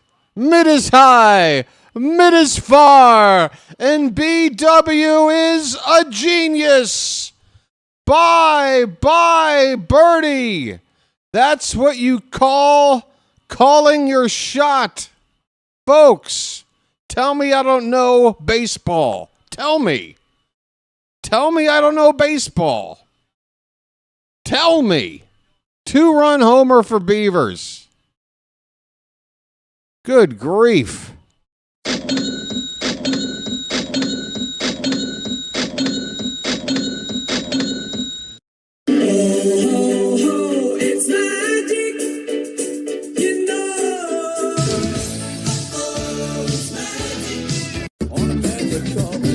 You guys don't know how lucky you are. You honestly have no clue. No, I think you do. I think on some level you guys do. That's why you're here for spring training. You regulars, you know, you recognize that there's something special here. This isn't just your run-of-the-mill, who the hell is this guy running a YouTube channel? All right? I've been trying to explain this now. 2 seasons in, about to start season 3. There is something. There is a tether. There is an umbilical cord that stretches from Thailand all the way down to the warehouse in Baltimore. Okay? There's some weird connection. I don't have this in any other aspect of my life. I'm trying to explain this. I'm not trying to act like I'm hot shit. Pretty much every other thing I do in life, I flail, I flounder. I have my ups and downs, you know, a couple of wins, but usually just as many losses. But I'm telling you, baseball, this is it. This is why I do this. I'm sure everybody right now is going, all right, BW, calm your ass down. Just calm your ass down. But why was I compelled to be so adamant that Beavers was going to do what he just did? Brian Ramos, line drive right to third, caught by Triolo for the final out. But the Orioles take the lead, and they have now doubled up the Pirates. A 2-run shot by Dylan Beavers makes it 4-2 as we go to the bottom of the 6th. I didn't even need the hat. No turban, no hat, no nothing. Sometimes you just get a feeling. There has been a change on defense for the Pirates. Billy Cook looks like is in center field for Jake Mangum. No changes yet for the Orioles as we're getting late on here in the ball game. Pigtown, I'm glad you're here. Charm City chat. Please explain to Pigtown what just happened, because I don't know if he's going to believe me. You know, when you pull off miracles, you as the miracle worker can't just explain to people, hey, you know, I just pulled off a miracle a few minutes ago. You know, you need. We need people to explain to Pigtown here what just happened, folks. It's one thing to call a shot. It's another to be like, I'm telling you right now, folks, you watch. I am not messing around. Dylan Beavers is about to give us the lead right here. Extra base hit coming up. Now, did I call a home run? No, I left room for a go-ahead RBI double, all right? I did give myself a little wiggle room, but I just knew Beavers was just going to launch one gap over the wall, whatever. I just knew. Oh, Pigtown, you should have been here for it. Start calling. No, that's the thing. I can't. People say this about the hat. You know, they're like, BW, we're down. Put the hat on right now. Let's go. And it's only like the third inning. We're down a run. And I'm like, you gotta. These magical powers. You gotta be delicate. You can't abuse them. You can't just call upon them willy-nilly. You have to just, in case of emergency, break glass. I wouldn't even want to use any of the magic powers during a spring training game. I want to reserve it all for the regular season. But for some reason, I picked this moment to pull out some magic, and it just happened. All right, let me get back to the call. I'm sorry. I'm missing a Ryan O'Hearn at bat, I believe. And we've got Dietrich Enns still in the ball game here. Enns is going to stay in to start a second inning of work after pitching a scoreless fifth. And he's facing a lefty right now. I cannot get a read on who's up. The count is 2-2 to the leadoff batter. Is that Spencer Horwitz, I think, at the plate right now? This pitch is fouled away. 2 balls and 2 strikes. You have a 3, a 5, and a 7-year-old? Oh, my goodness, man. That has got to be so much time. I don't know how I take care of myself. 3 kids at that age. Wow, man. That's admirable. What do you got, man? Two boys, a girl, 2 girls, a boy. What do you got there? Any up and coming ball players out of that bunch? We're doing some early scouting. How's your 3-year-old's how's your 3-year-old swing looking like? I gotta know. Hey, we got a full count. I still think it's Spencer Horwitz, but I'm not 100% sure at the plate. Pitch. Let's hit the left. Ward is going to have to play this one. This ball gets stuck in the base of the wall. It's not going to be one of those, hey, come out here and judge whether or not this is a ground rule double, as Ward fetches the ball out of the crease at the bottom of the wall. And it's going to be a double all the way. Anyway, a leadoff double here by the Pirates. Oh, was that O'Hearn? That was Ryan O'Hearn. How do I miss that? Oh, that's a giant L for me. Horwitz was the other lefty batter due up in this part of the lineup. He's 2 spots away. I thought O'Hearn had already hit. So Ryan O'Hearn, folks, gets himself a leadoff double. Good for him. He's 2 for 3 today. He's now batting .391 on the spring. I bet you he's going to have a fine 2 seasons here with Pittsburgh. The Pirate fans are going to love him. Nick Gonzalez with a swing and a miss. He's got a count of a ball and a strike. Runner at second. Nobody out for Pittsburgh. They're down by 2. Dietrich Enns in his second inning of work here. Coming at Gonzalez with a pitch low, ball 2. The 3-year-old is a lefty with a cannon. There you go. 2 boys and a girl. Coaching the 7-year-old right now. All right, but I'm keeping my eyes on that 3-year-old in my fantasy draft. Can we do a dynasty league? I'm going to draft the 3-year-old. Here's a fly ball to center. Cowser with the catch. He'll fire it back in toward third base. Cut off by the shortstop. The runner from second, though, able to tag and move to third. So a productive first out by Gonzalez. Blanco Jr. came in the pinch run for O'Hearn, and that's why he was able to tag so easily and move up. So here comes Spencer Horwitz, the man I misidentified as O'Hearn to lead off the inning. Horwitz going to try to drive O'Hearn in this lefty-on-lefty matchup against Enns. First pitch is frozen on my screen. Damn it.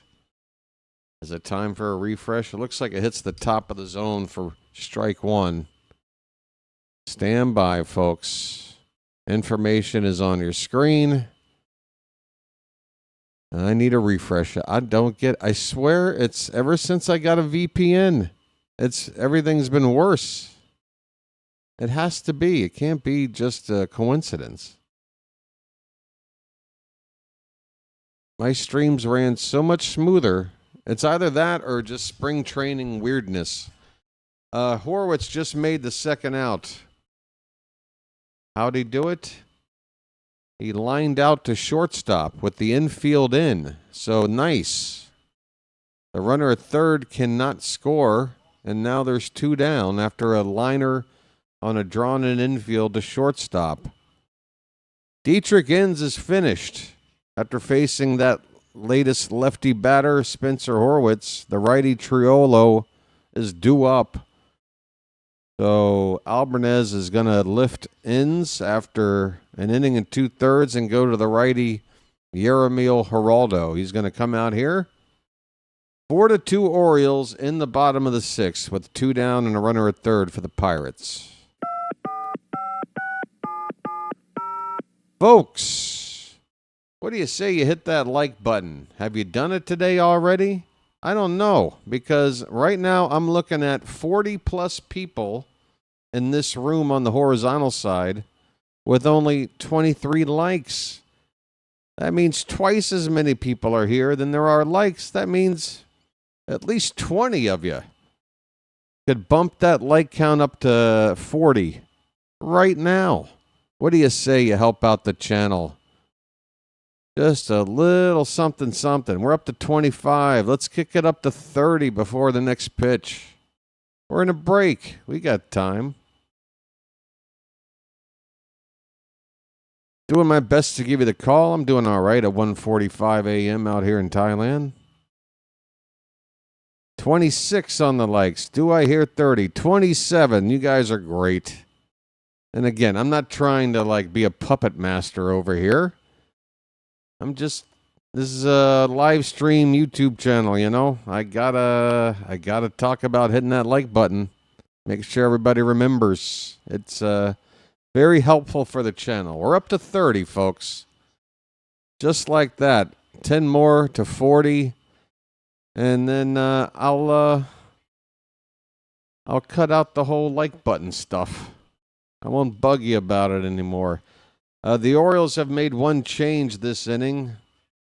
Jeremiah Jackson went 0 for 3 playing second base. Has taken a seat. Cobb Hightower will take over there. And the number 6 spot in the order.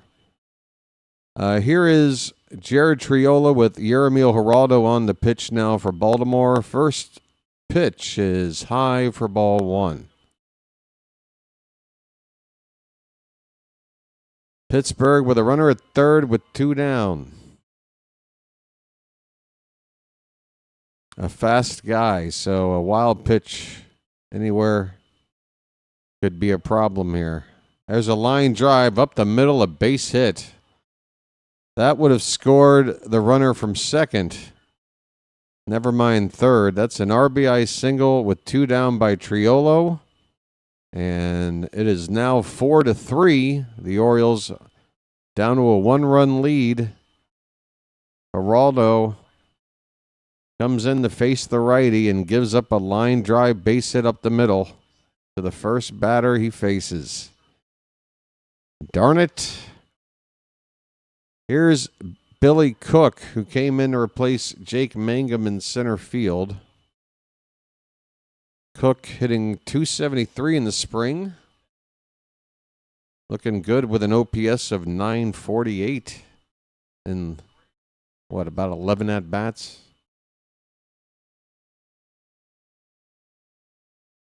Pitch from Geraldo is fouled away. 0-2 on Cook. 2 down, runner at first. 4-3 Orioles. I did not see anything saying that Honeycutt had made the roster. They typically will make a point on Twitter, whether it's Rock Kabatko or Jake Rill. If Honeycutt is in the squad for a game, they typically will point it out pre-game. I did not see a report of that today, so that leads me to believe he's not. Here's a swing and a miss. Plus, this is a road game. He might not have traveled. He's been playing most of his games when we're at home. That's a swing and a miss to win the inning, folks. We're going to the 7th. The Pirates get a run to cut the lead down to 1, but the Orioles are still ahead going into the late innings. 4-3 Baltimore. Folks, the coffee is about done. I don't have any snacks to go to. What to do? What to do? Why is my stomach growling? I should be fine. Might have to just go for a lucky. Let's see. Any other changes going on here?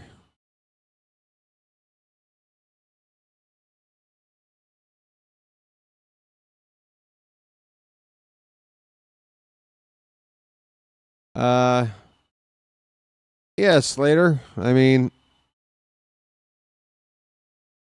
4 home runs in his first 4 at-bats. Technically, he got a walk to begin his spring. A walk followed by 4 homers.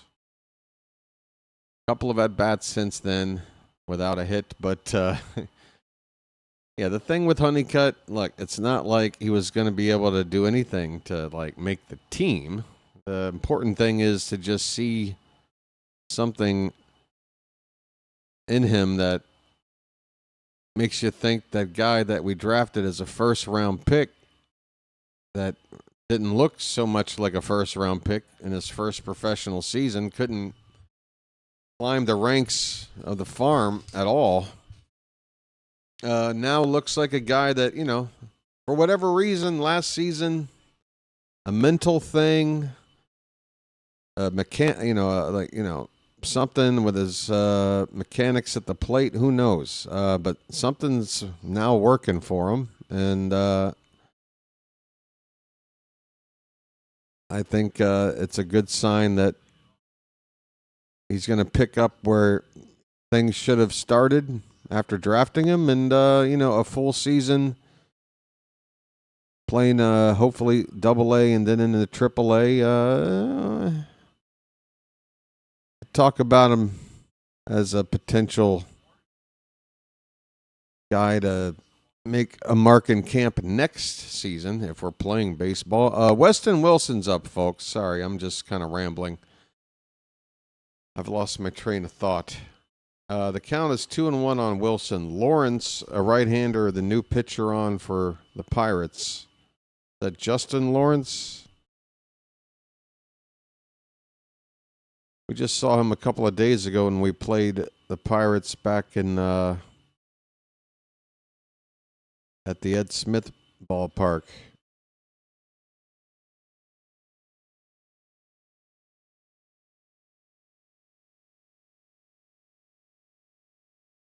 I love the vibe of these spring training ball games. I got to do a Cactus League tour back in 2006. It was the year of the first World Baseball Classic. Swing and a miss by Weston Wilson. He strikes out. 1 down here in the top of the 7th. Lawrence strikes out Wilson. Back to the top of the order. Let's see if they start pinch hitting here after everybody's had 3 at-bats now. Nope, Ward's going to stay in there. We might have a full lineup playing a full game here. Ward getting his 4th at-bat, and he looks at strike 1. 2 for 3 today. with a run scored. Spring average currently 296.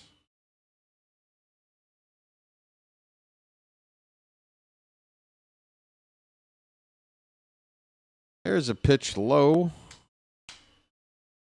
0-1 the count.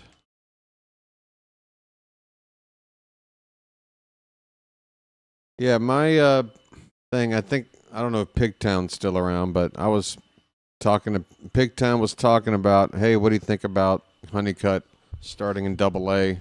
My response was, no, you pick up where you left off last season and just, if it's just 2 weeks, this pitch goes to the backstop. Wild one there, makes it a ball and 2 strikes to Ward. 1 out, nobody on for the Orioles in the top of the 7th. They're up 4-3. Yeah, Honeycutt, again, you can't sit there and just anoint him as like, this blue chip prospect because he hit 4 straight home runs and suddenly just elevate. First of all, I just don't think it's good for him. I mean, the best thing for him to do is to go to high A where he left off. Just prove that what he was doing here in the spring wasn't a fluke. Just a couple of weeks. He should hit the crap out of pitching at that level if he's the talent that we believe him to be. Just prove it for a couple of weeks and then go up to Double-A. Called strike 3, but Ward's going to challenge this call here. Pitch looked to be outside if it is a ball, and it is. Taylor Ward with a successful challenge. And that would have been a strikeout and out number 3 if he hadn't done that. Instead, he gets a walk. What a huge difference this challenge system can make. A 3rd out via strikeout turns into a 2-out walk. And here comes Adley Rutschman with a home run already today.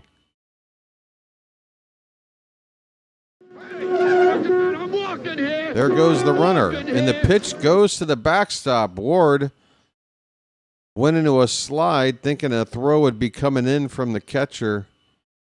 Had he just kept his feet, he might have been able to turn for third, but this ball going all the way to the backstop. Well, actually, it caromed back halfway back to the catcher.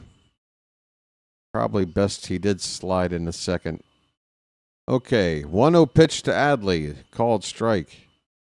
Come on, buddy. Let the clutch out gently, okay?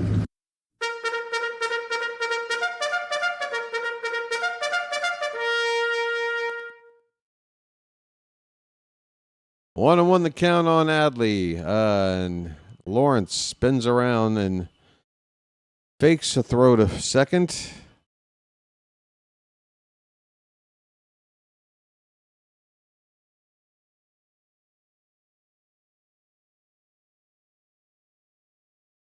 The pitch, way outside, 2 balls and a strike. I'm sorry. Yeah, there it goes, 2-1. There are some other changes in the field for Pittsburgh. Valdez is in for Lau at second base. York is in the outfield. Reynolds is out of the game. Here's a line drive, opposite field, over the glove of shortstop. A base hit. The runner will come around to score. It's 5-3. Adley Rutschman with an RBI knock. Let the clutch out gently, folks. It's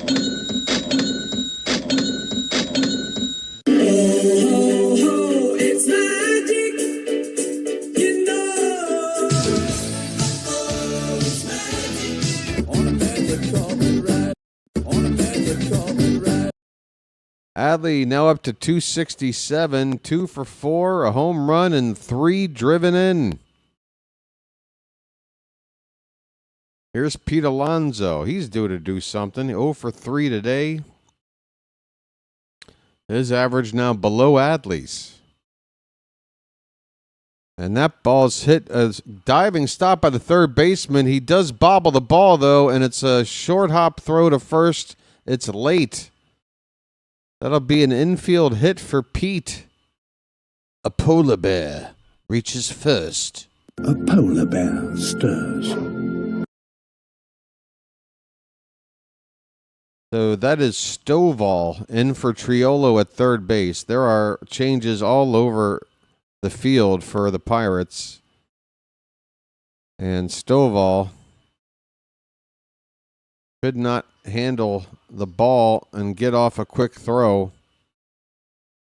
Looks like we have a pinch runner coming in here for Alonso. It's a Figueroa coming in. Info screen needs a refresh. Thank you, sir. One moment.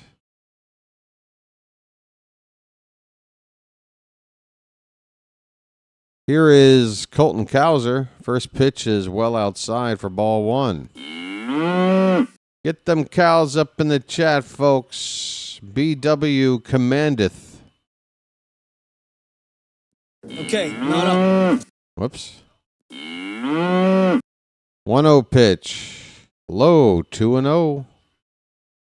Got two guys on base here for Cowser.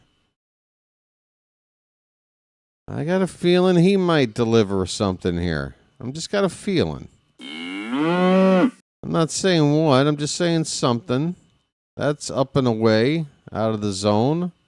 It's 3-0. That something might just be a walk. But I'm thinking something.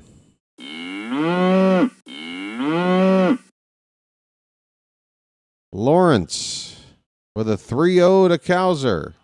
That one is on the outer half of the plate for a strike. All right, Cowser, what do you do when you got a 3-1 count? You got men on. Show me something. The pitch. He swings and misses at what looked like ball four. That pitch looked low to me. It's a full count. The payoff pitch from Lawrence. Tapper. No, did he swing and miss? Good God. Good God, Cowser.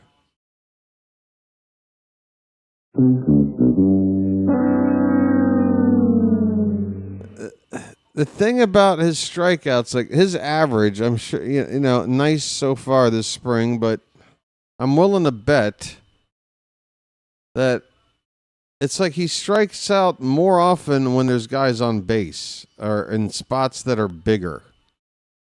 Like, is he just getting his hits when there's like bases empty or two down with a runner at first and getting singles or something? Like, he strikes out too much. He strikes out too much. But at least he can play center field pretty good. Not like he's Sam Horn out there.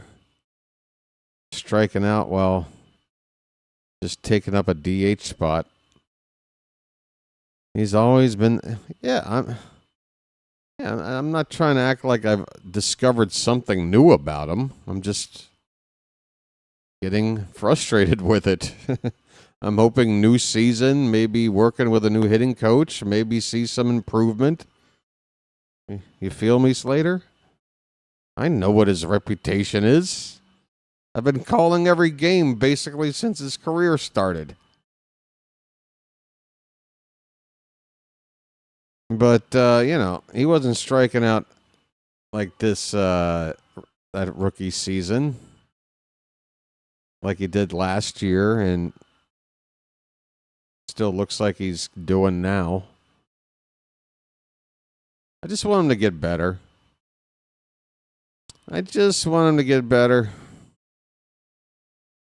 We can get a good return by trading him mid-season. Well, who do we play in center field once we trade him? We don't really have a guy waiting to take over there yet. He has 9 hits this spring, 6 with nobody on and 3 with runners on first only. Thank you. And yeah, in the big spots, when you got guys on base, he strikes out. So that to me just says he just gets in his head too much. The bigger the situation, the less you can count on him to even make contact. And I'm sorry, but that's just not going to work in the big leagues. You know, if you're ever, you know, you got to know when they hit, when it counts. I'm not breaking any news here. Blaze Alexander, 2 down with 2 on. There's a new pitcher on. Mice, M-E-I-S. I think we saw this guy in the game we played a few days ago against the Pirates. Swing and a miss. Snap throw to first. Oh, that was close. Runner just getting back at first base.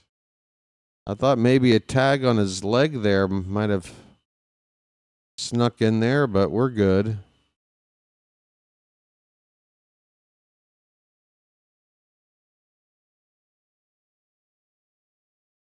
Blaze Alexander with 2 hits today already.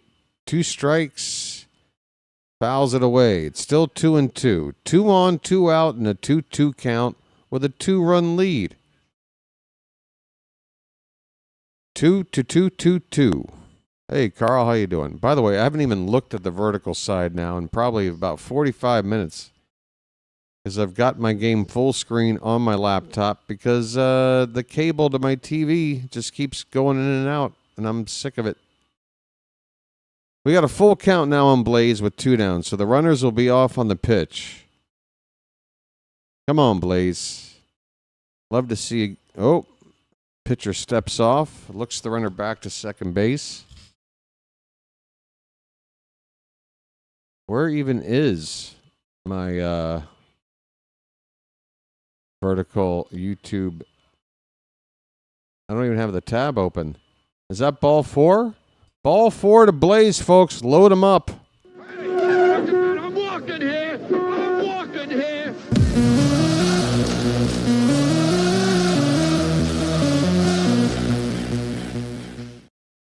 Load him up. Move him out.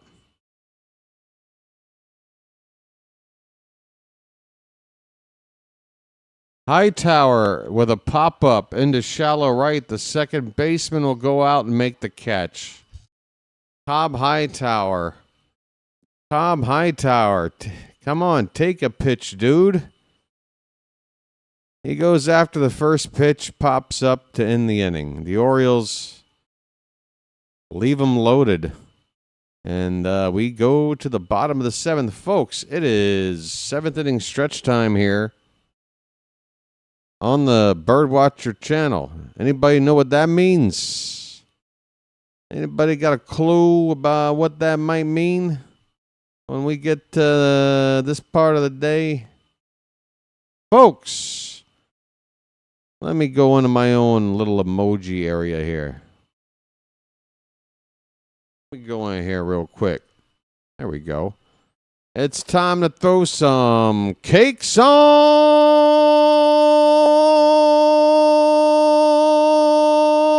the griddle. Get those cakes up in the chat, folks. Thank God I'm a country boy. Thank God I'm a country boy. Thank God I'm a country boy. Thank God I'm a country boy. Oh, boy, look at that. Folks, pass the syrup. I'm starving. Look at all them cakes. Thank God I'm a country boy. Thank God I'm a country boy. Yummy. Hand me a fork. Hell, I don't need a fork. My bare hands will do. Thank God I'm a country boy. Thank God I'm a country boy. All right. Get up and stretch, folks. We got 50 people in the chat. What do you say we get the like count up to 40? That means I'm not even asking everybody to do it. I'm just asking for a few people. Hey, if you're watching right now and you haven't hit that thumbs up already at the bottom of your screen, please take a moment of your time and tap it for me. Other folks here have done it, and we're We'd all like to get the 40 likes, wouldn't we, folks? Wouldn't we all like that? The more, the better. We are going into the bottom of the 7th inning here. The Pirates coming up to hit down 2 runs. And Yermil Geraldo, who got the final out of the 6th inning, will continue to pitch. It's the top of the order, Henry Davis, who's had a eventful day at the plate. Here's a liner on 1 bounce to short. Alexander still in the ball game there, makes the play, 1 down. So here are the changes for the Orioles. Alexander is still in the game at short. He just made the first down on that throw to first. Smith is in left field for Ward. Hanley is behind the plate for Rutschman. Figueroa is at first base for Alonso. Cowser is still in the game in center. Hightower, a couple of innings ago, came in for Jackson at second base. Josenberger is in for Beavers in right field. Brian Ramos is still a DH. And Weston Wilson is still playing third. All right, here is Nick York getting his first at-bat, hitting where Brandon Lau did in the 2 spot in this lineup for Pittsburgh. York, what is the, a peppermint patty or something? What is the York? What kind of York? Is he a New York? An old York? What is this garbage? Swing and a miss. Looked like a slider from Geraldo. The count is 2-2. Was that a changeup? Oh, there's the pitch now on the screen. Slider, okay. That ball is crushed to left. It's going to get down in front of the new left fielder, Smith, for a base hit. That was a broken bat. When I say crushed, I mean the bat got demolished. A broken bat base hit to left by Nick York.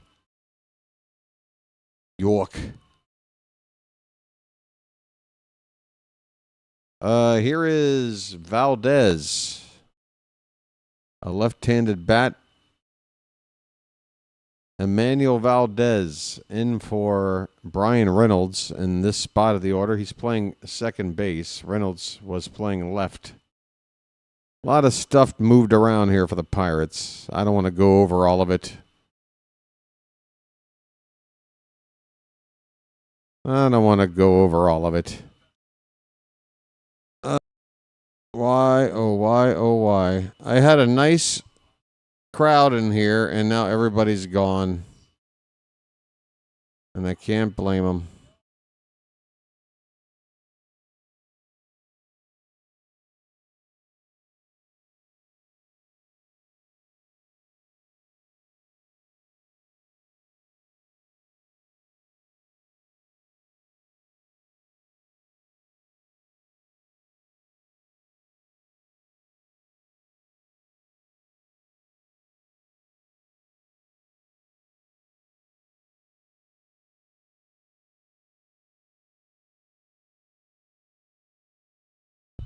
Am I back on?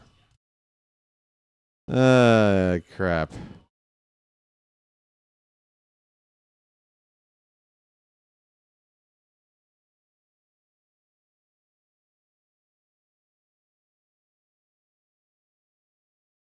Good grief. I was just ready to say enough already and get the hell out of here. I'm watching all the numbers go down. Average watch times dropping like a stone. Looks like I'm back on. How you guys doing? Marcelo Zuna, I guess, broke my channel with his 3-run homer off Yermil Geraldo to give the Pirates a 6-5 lead. What was that? Matson is in the pitch for Pittsburgh. The Orioles are up to hit in the top of the 8th, down a run. This is Josenberger at the plate with a count of 1-2 strikes. And he hits a ground ball to third base. It is bobbled there, not handled in the glove, and Josenberger will reach. That should be an E5. And the Orioles get the tying run on with nobody out. I'm back. Hey, everybody, I'm back. Hey, show BW some love for hanging in there. I was ready to sign off. I was very much ready to call it a night. Or 2:30 in the morning. All right, folks. You want to do a lag check? Type in the number 5 if you'd like. Brian Ramos is at the plate, I believe. First pitch is a strike. Next one is a little low. The count 1-1. All right, so there is a bit more lag than I would like, but all things considered, whatever. We got a 1-1 count on Ramos. Runner at first, nobody out. Pitch, swing, and a foul. Swing and a foul. How about one more lucky to get me through this experience? I really thought this stream was over. It didn't seem like there was any way for it to come back. Did I freeze again? Did I freeze again? I bet you I froze again, didn't I? I can't tell. Now I'm paranoid as hell. 1-2 the count on Ramos. The pitch. Swing and a miss. He strikes out.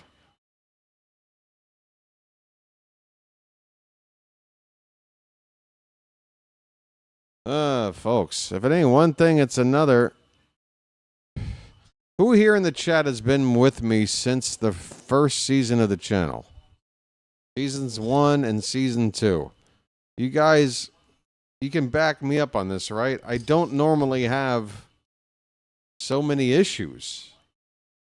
Normally it's a smooth running stream. You know, maybe once in a while there'll be, a little, sometimes I'm just behind the whole game, by extra time than I'd like or something. But with the internet dropping out like it has, and again, just the stream itself, the game I'm watching, that's been an issue. Like, it hadn't been like this. I'm hoping it's not going to be like this in the regular season, or this is going to be a mess. I don't want any interruptions. I mean, if you're tuning in and you want to follow the game, you can't rely on me, and then why are you going to watch me? Bartman was lurking. 1-2 the count on, who's up? Weston Wilson? Who the hell? Is it still Ramos? Wilson is up at the plate. 1-2 the count. One down, runner at first. Pitch. Fouled away. We are down a run in the top of the 8th after a 3-run homer off the bat of Marcell Ozuna. That was his first Pirate home run of the spring, and in a uniform as a Pirate.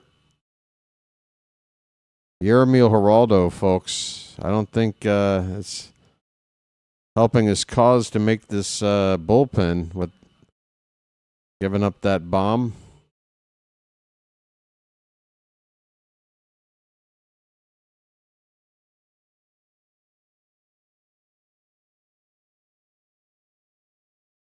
The 1-2 pitch to Wilson is a swing and a miss. Matson went up the ladder with a heater. Wilson strikes out, 2 down in the 8th.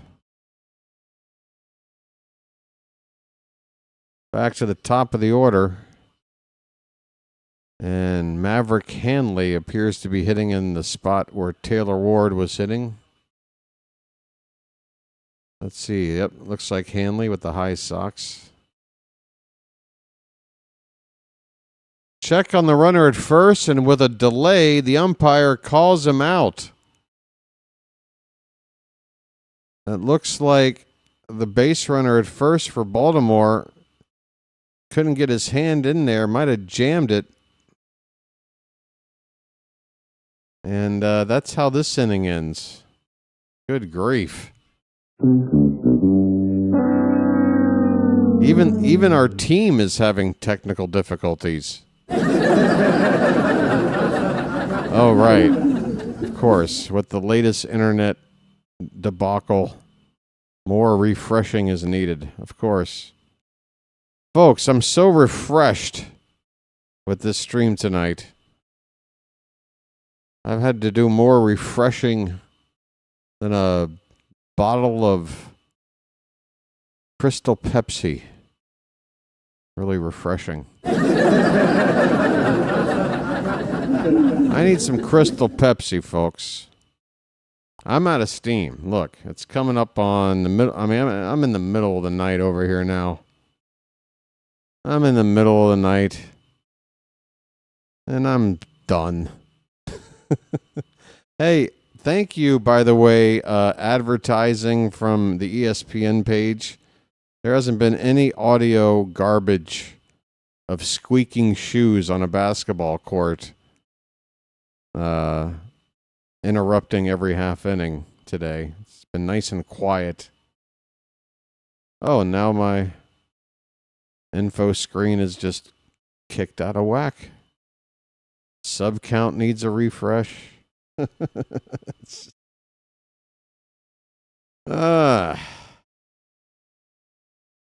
This is like that video game Burger Time. It's like one of those video games where you have to run around and or like it's The Sims. You ever play The Sims? The whole time you're just like clicking areas. Oh, you got to go over here and plant this. Oh, you got to make sure you walk the dog now or else it's going to crap in the house. And just constantly that's what running this stream has been like lately. Just constantly fiddling with stuff. I just want to call the game, damn it. George loved Burger Time. Remember building the burgers? Here's a base hit in the left center field. That's a hit for somebody for Pittsburgh. I don't know. I'm going to have to. Okay, so I guess it's going to be like that. I will fix it.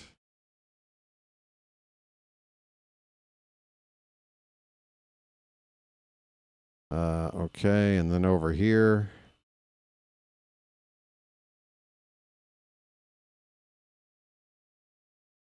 All right. 1-0 on whoever's up to hit now. Hope you're enjoying the coverage. Runner at first, nobody out. And that one's low. 2 balls, no strikes.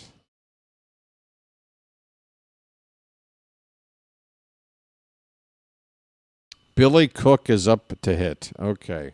Which means the runner at first is Stovall. Stovall at first. Cook at the plate. Fly ball to center field and deep. Going back, looking up. That ball is gone. Billy Cook hitting in the number 9 spot as a backup. Just hit a 2-run blast to dead center field. And the Pirates now lead at 8-5. Damn it, I wish my stream would have just died. Couldn't you have just let the stream die? Why are you torturing me like this? This is my punishment. 8-5 Pirates.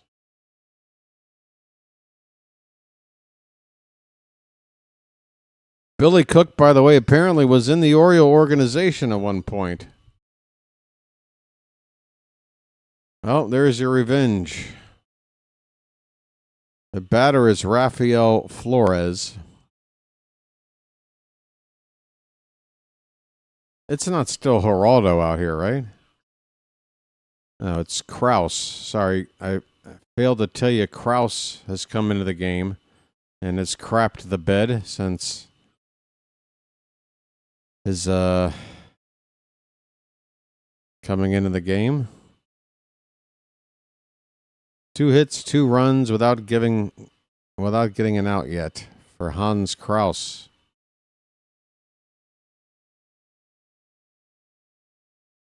Hans Kraus just sounds like a villain name. I'm sorry. Very villainy sounding. Sounds like the name of, wasn't that the name of Alan Rickman's character in Die Hard?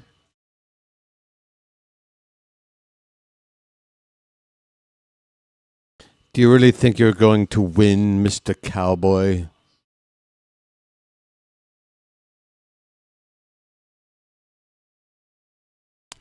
Where are you, Hans?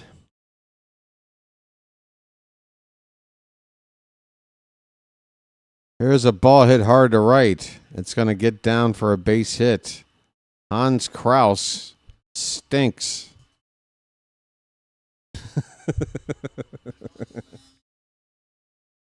Oh, God. Go back to being a villain in an 80s action movie.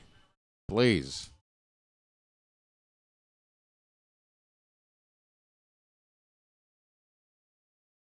Hans Gruber, yes.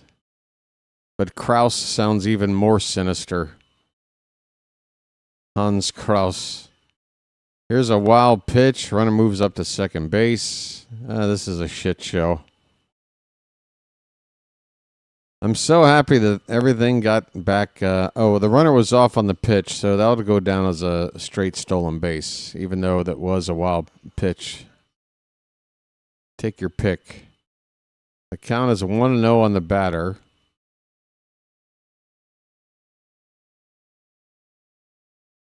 Swing and a miss.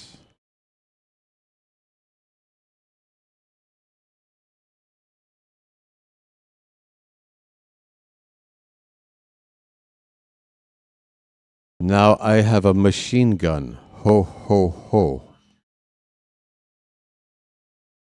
Swing and a miss. Throw down a second to try to nail the runner off the bag there. He gets back in time. Nice attempt by Maverick Hanley. It was a good, strong, accurate throw. Down the second. Nearly got this guy.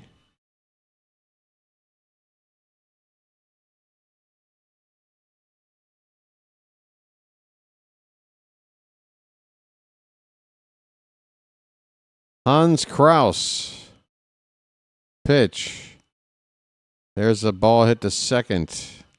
Over to first for out number 2. Runner moves up to third base.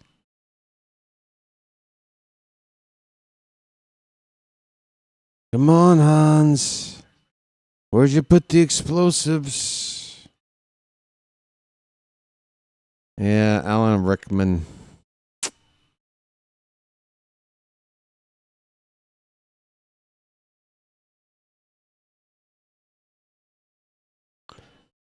All right. Who's up next? Who got next? This, who the hell is this guy? I don't know. To hell with it. Runner at third with 2 down. Let's just get this out. 0-1 pitch. Upstairs, 1 ball, 1 strike.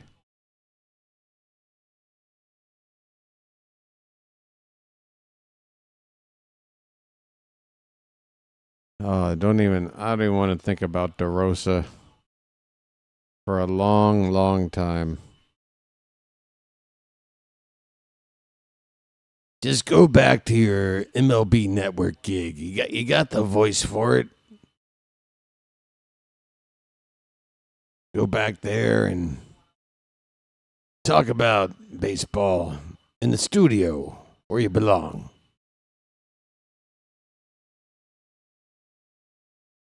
Uh-oh. Bam's asking for it. So it's not the best option, but it just is what it is. I'll do the guys quickly just to forget this one. I'll never forget you, Tony Mansolino.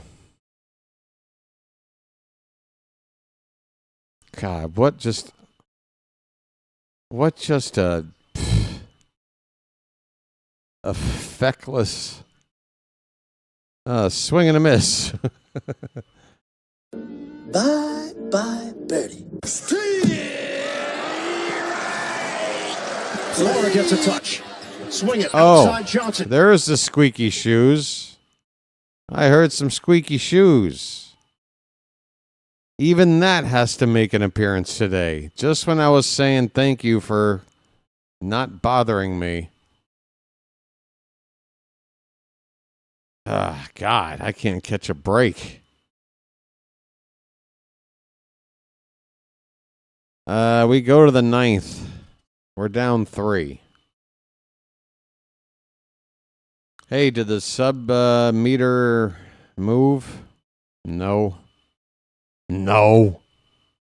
Do I sound grateful? No. Let's take a look at the live count as I go into the innards of the channel here.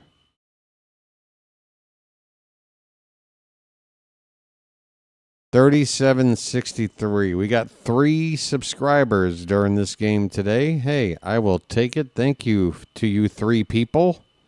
If you are watching and you are not subscribed, every subscriber counts, folks.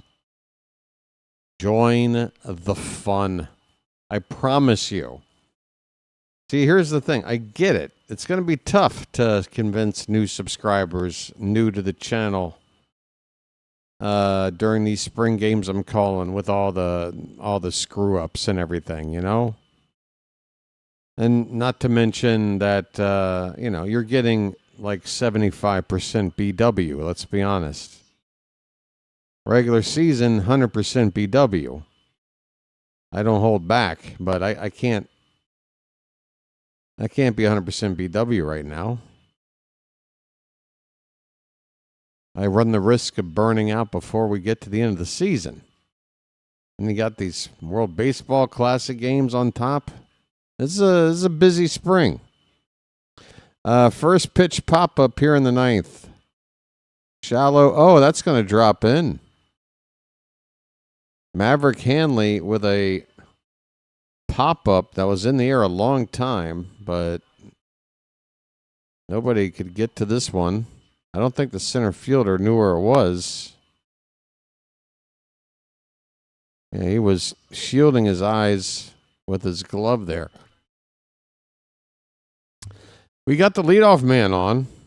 Need one more base runner to get the tying run up to the plate here in the bottom of the 9th. Yeah, let's get the likes up to 40. Who doesn't like a good 40?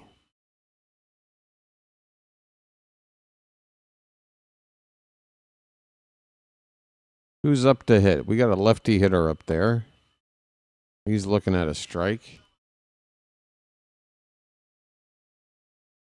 This is Smith.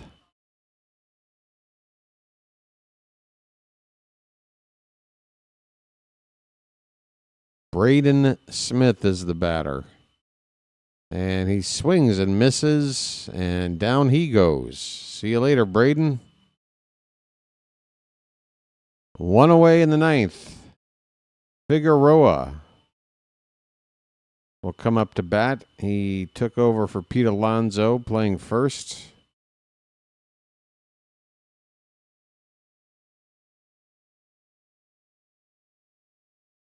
By the way, a left-hander's on the pitch. Isn't there? Wait a minute. They have Matson still listed. That is not Matson. That's Montgomery, it looks like. A lefty for the Pirates.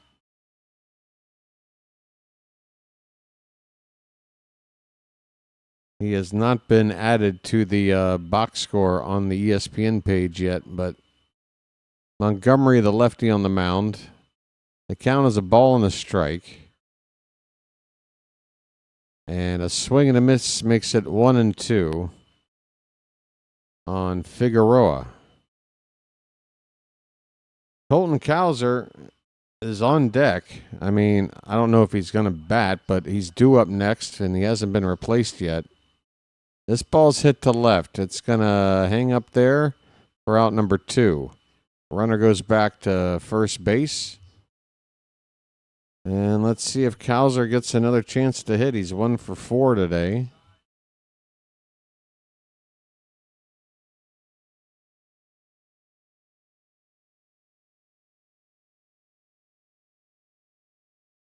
And the milkman is still in there, folks. We've got a starter in there still.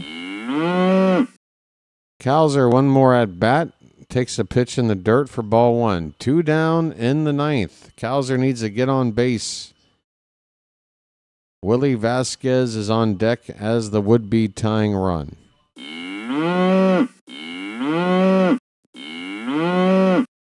Keep the line moving there, milkman. Keep the line moving. Oh, boy. I need to go home after that one.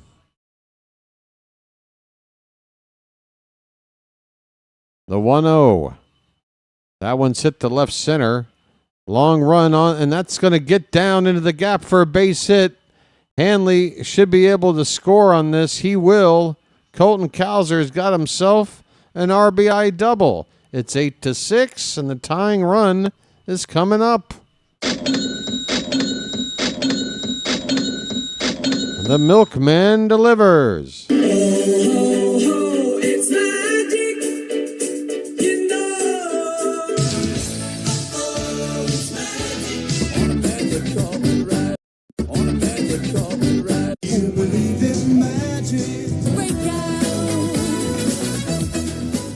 All right.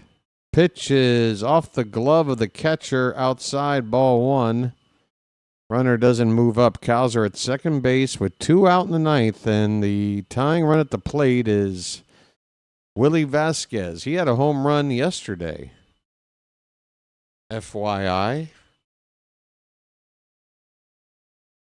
And this pitch is low. Folks, we're still hanging in there.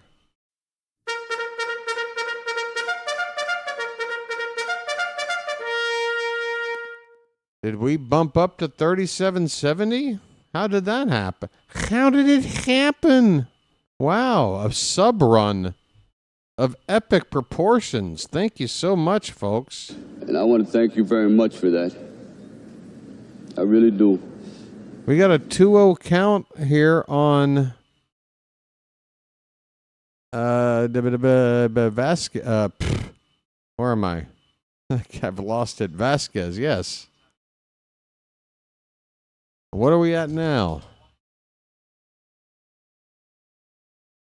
Oh, now my stream is suffering again. Folks, we are trying to get over the line. I think the count is 3-0 on Vasquez. 2 out here in the 9th. Oh, don't make me refresh right now. I'm going to have to do it.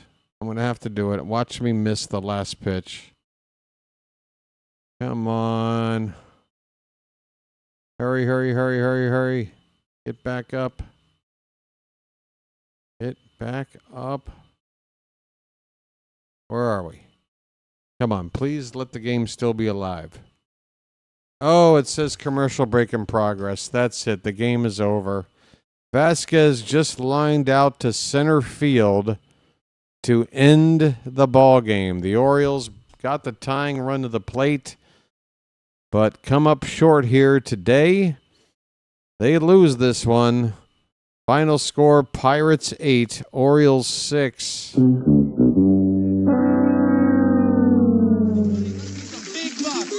buck, stop it all. No. Whoa, how did we get 14 subs? Somebody did something. That is not normal. There's no way 14 new subscribers joined within the span of like a half an hour. If it's true, I can't thank you enough, but I have to feel at least a little bit skeptical about what that is. Are those bots? Are those a bunch of bots joining so they can start spamming the chat? I don't know. We'll find out soon enough. But that's a nice sub run, if it is legit. Yeah, we're up to 3777. How the hell did that happen? How did it happen? How did it happen? I don't know. We lose today, folks. We lose.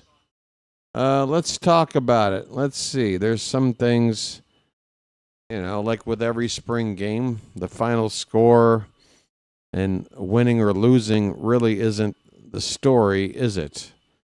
Trevor Rogers made a start today. He went 4 innings. I think they wanted him to probably go 5. But he did struggle a bit, giving up 4 hits and a walk in 4 innings, 2 earned runs, 3 strikeouts. I mean, he wasn't horrific, but he was not sharp Trevor Rogers. Dietrich Inns struggled a bit himself. I mean, really, everybody did. Inns went an inning and 2/3. He gave up an earned run on a hit and a walk, which actually lowered his ERA to 14.4. Yermín Geraldo really stunk it up. 4 hits in 1 inning plus a walk. Gave up 3 earned runs. That was the difference in the ball game. He struck out a couple of guys. Lloyd came in to get the final out to bail out Geraldo in the 7th inning. And then in the 8th inning, they brought in Hans Kraus, and he was not good. 3 hits, gave up 2 runs, and that gives him a spring ERA of 18. Ouch. Offensively for the Orioles, it was a pretty good day. 6 runs on 13 hits. You like that. You had multi-hit games from Taylor Ward, Adley Rutschman, Colton Cowser, Blaze Alexander, and Dylan Beavers. Beavers and Rutschman both hit home runs. Ward scored a pair of runs. Blaze scored a run with his 2 hits. Alonso added a hit. And Brian Ramos added a hit as well. Wilson went 0 for 4, so in the battle between Ramos and Wilson, Ramos up to a 280 average with his hit today, and Wilson is at 286 after going 0 for 4. So there is a battle going on there.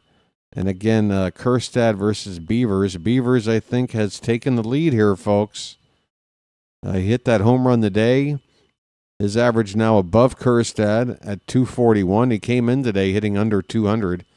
This is what happens, folks. Just one game. One good game can give you a giant bump. 2 bad games, 2 offers can really knock you down. So, yeah. Beavers versus Kjerstad. Another battle that's still undecided in my view. Did I see somebody give out some magic memberships? Phantom, you did that again? Thank you, buddy. Just now seeing that. And I want to thank you very much for that. I really do.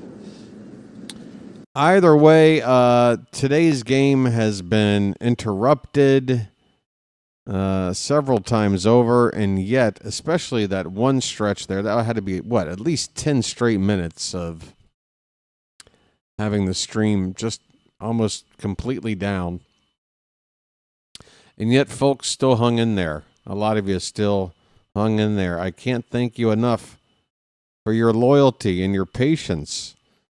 A lot of people just wouldn't tolerate an operation like this. They're like, this is just insufferable. This guy's unreliable. I'm moving on. The silver lining of the subs. Yeah, again, Slater, I have to think, though. As the person running the channel and you're monitoring your sub count, I have to tell you, I've never seen what looked like about 14 subs come in a space of about a half an hour. That is very, very, very unusual.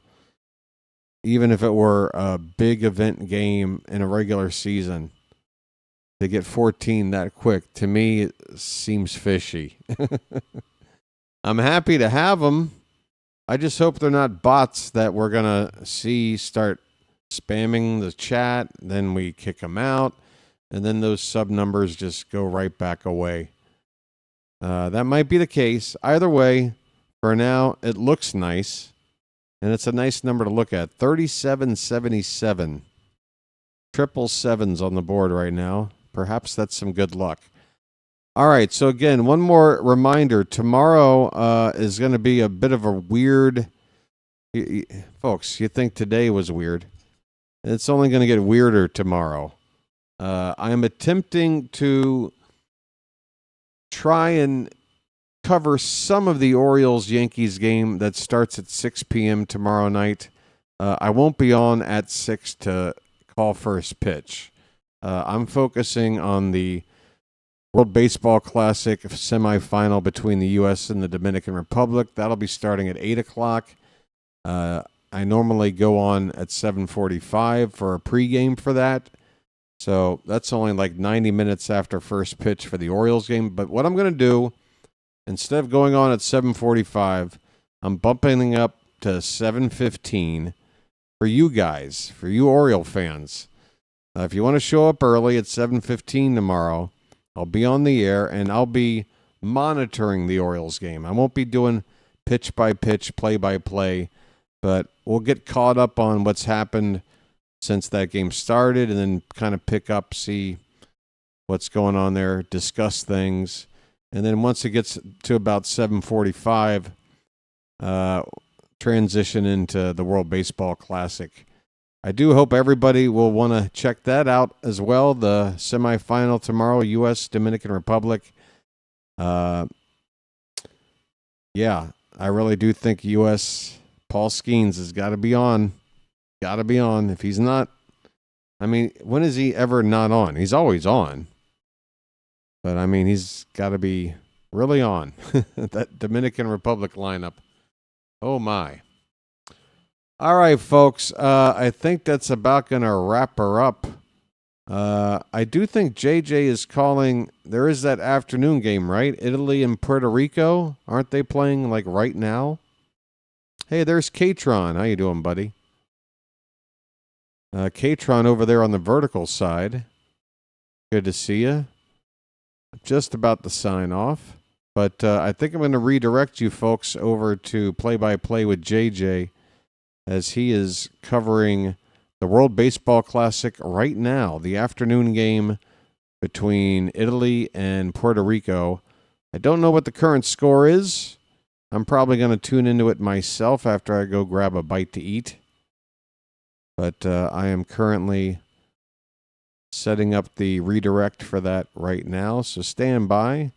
I want to say thanks to everybody in the Charm City chat for supporting the channel in a variety of ways, mainly through hitting the like button, subscribing, super chats, magic memberships, all that good stuff. Yeah, I'm sending you to the JJ, folks. JJ's my dude. I got him set up on the horizontal. Let's get him set up on the vertical. And when you get redirected, folks, do say hello to JJ on behalf of BW.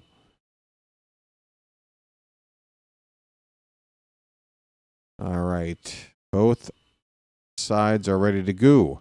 All right, folks, that's going to do it for me. I did enjoy our hangout together. That part I always enjoy. It's just the technical crap.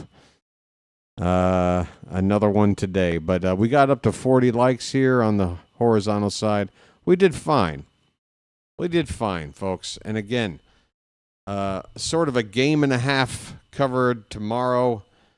So be here 7:15 p.m., okay? Until then, this has been the BirdWatcher, folks. The Orioles dropped this one today against the Pirates, but don't worry. Be happy. Sending you to play-by-play with JJ now.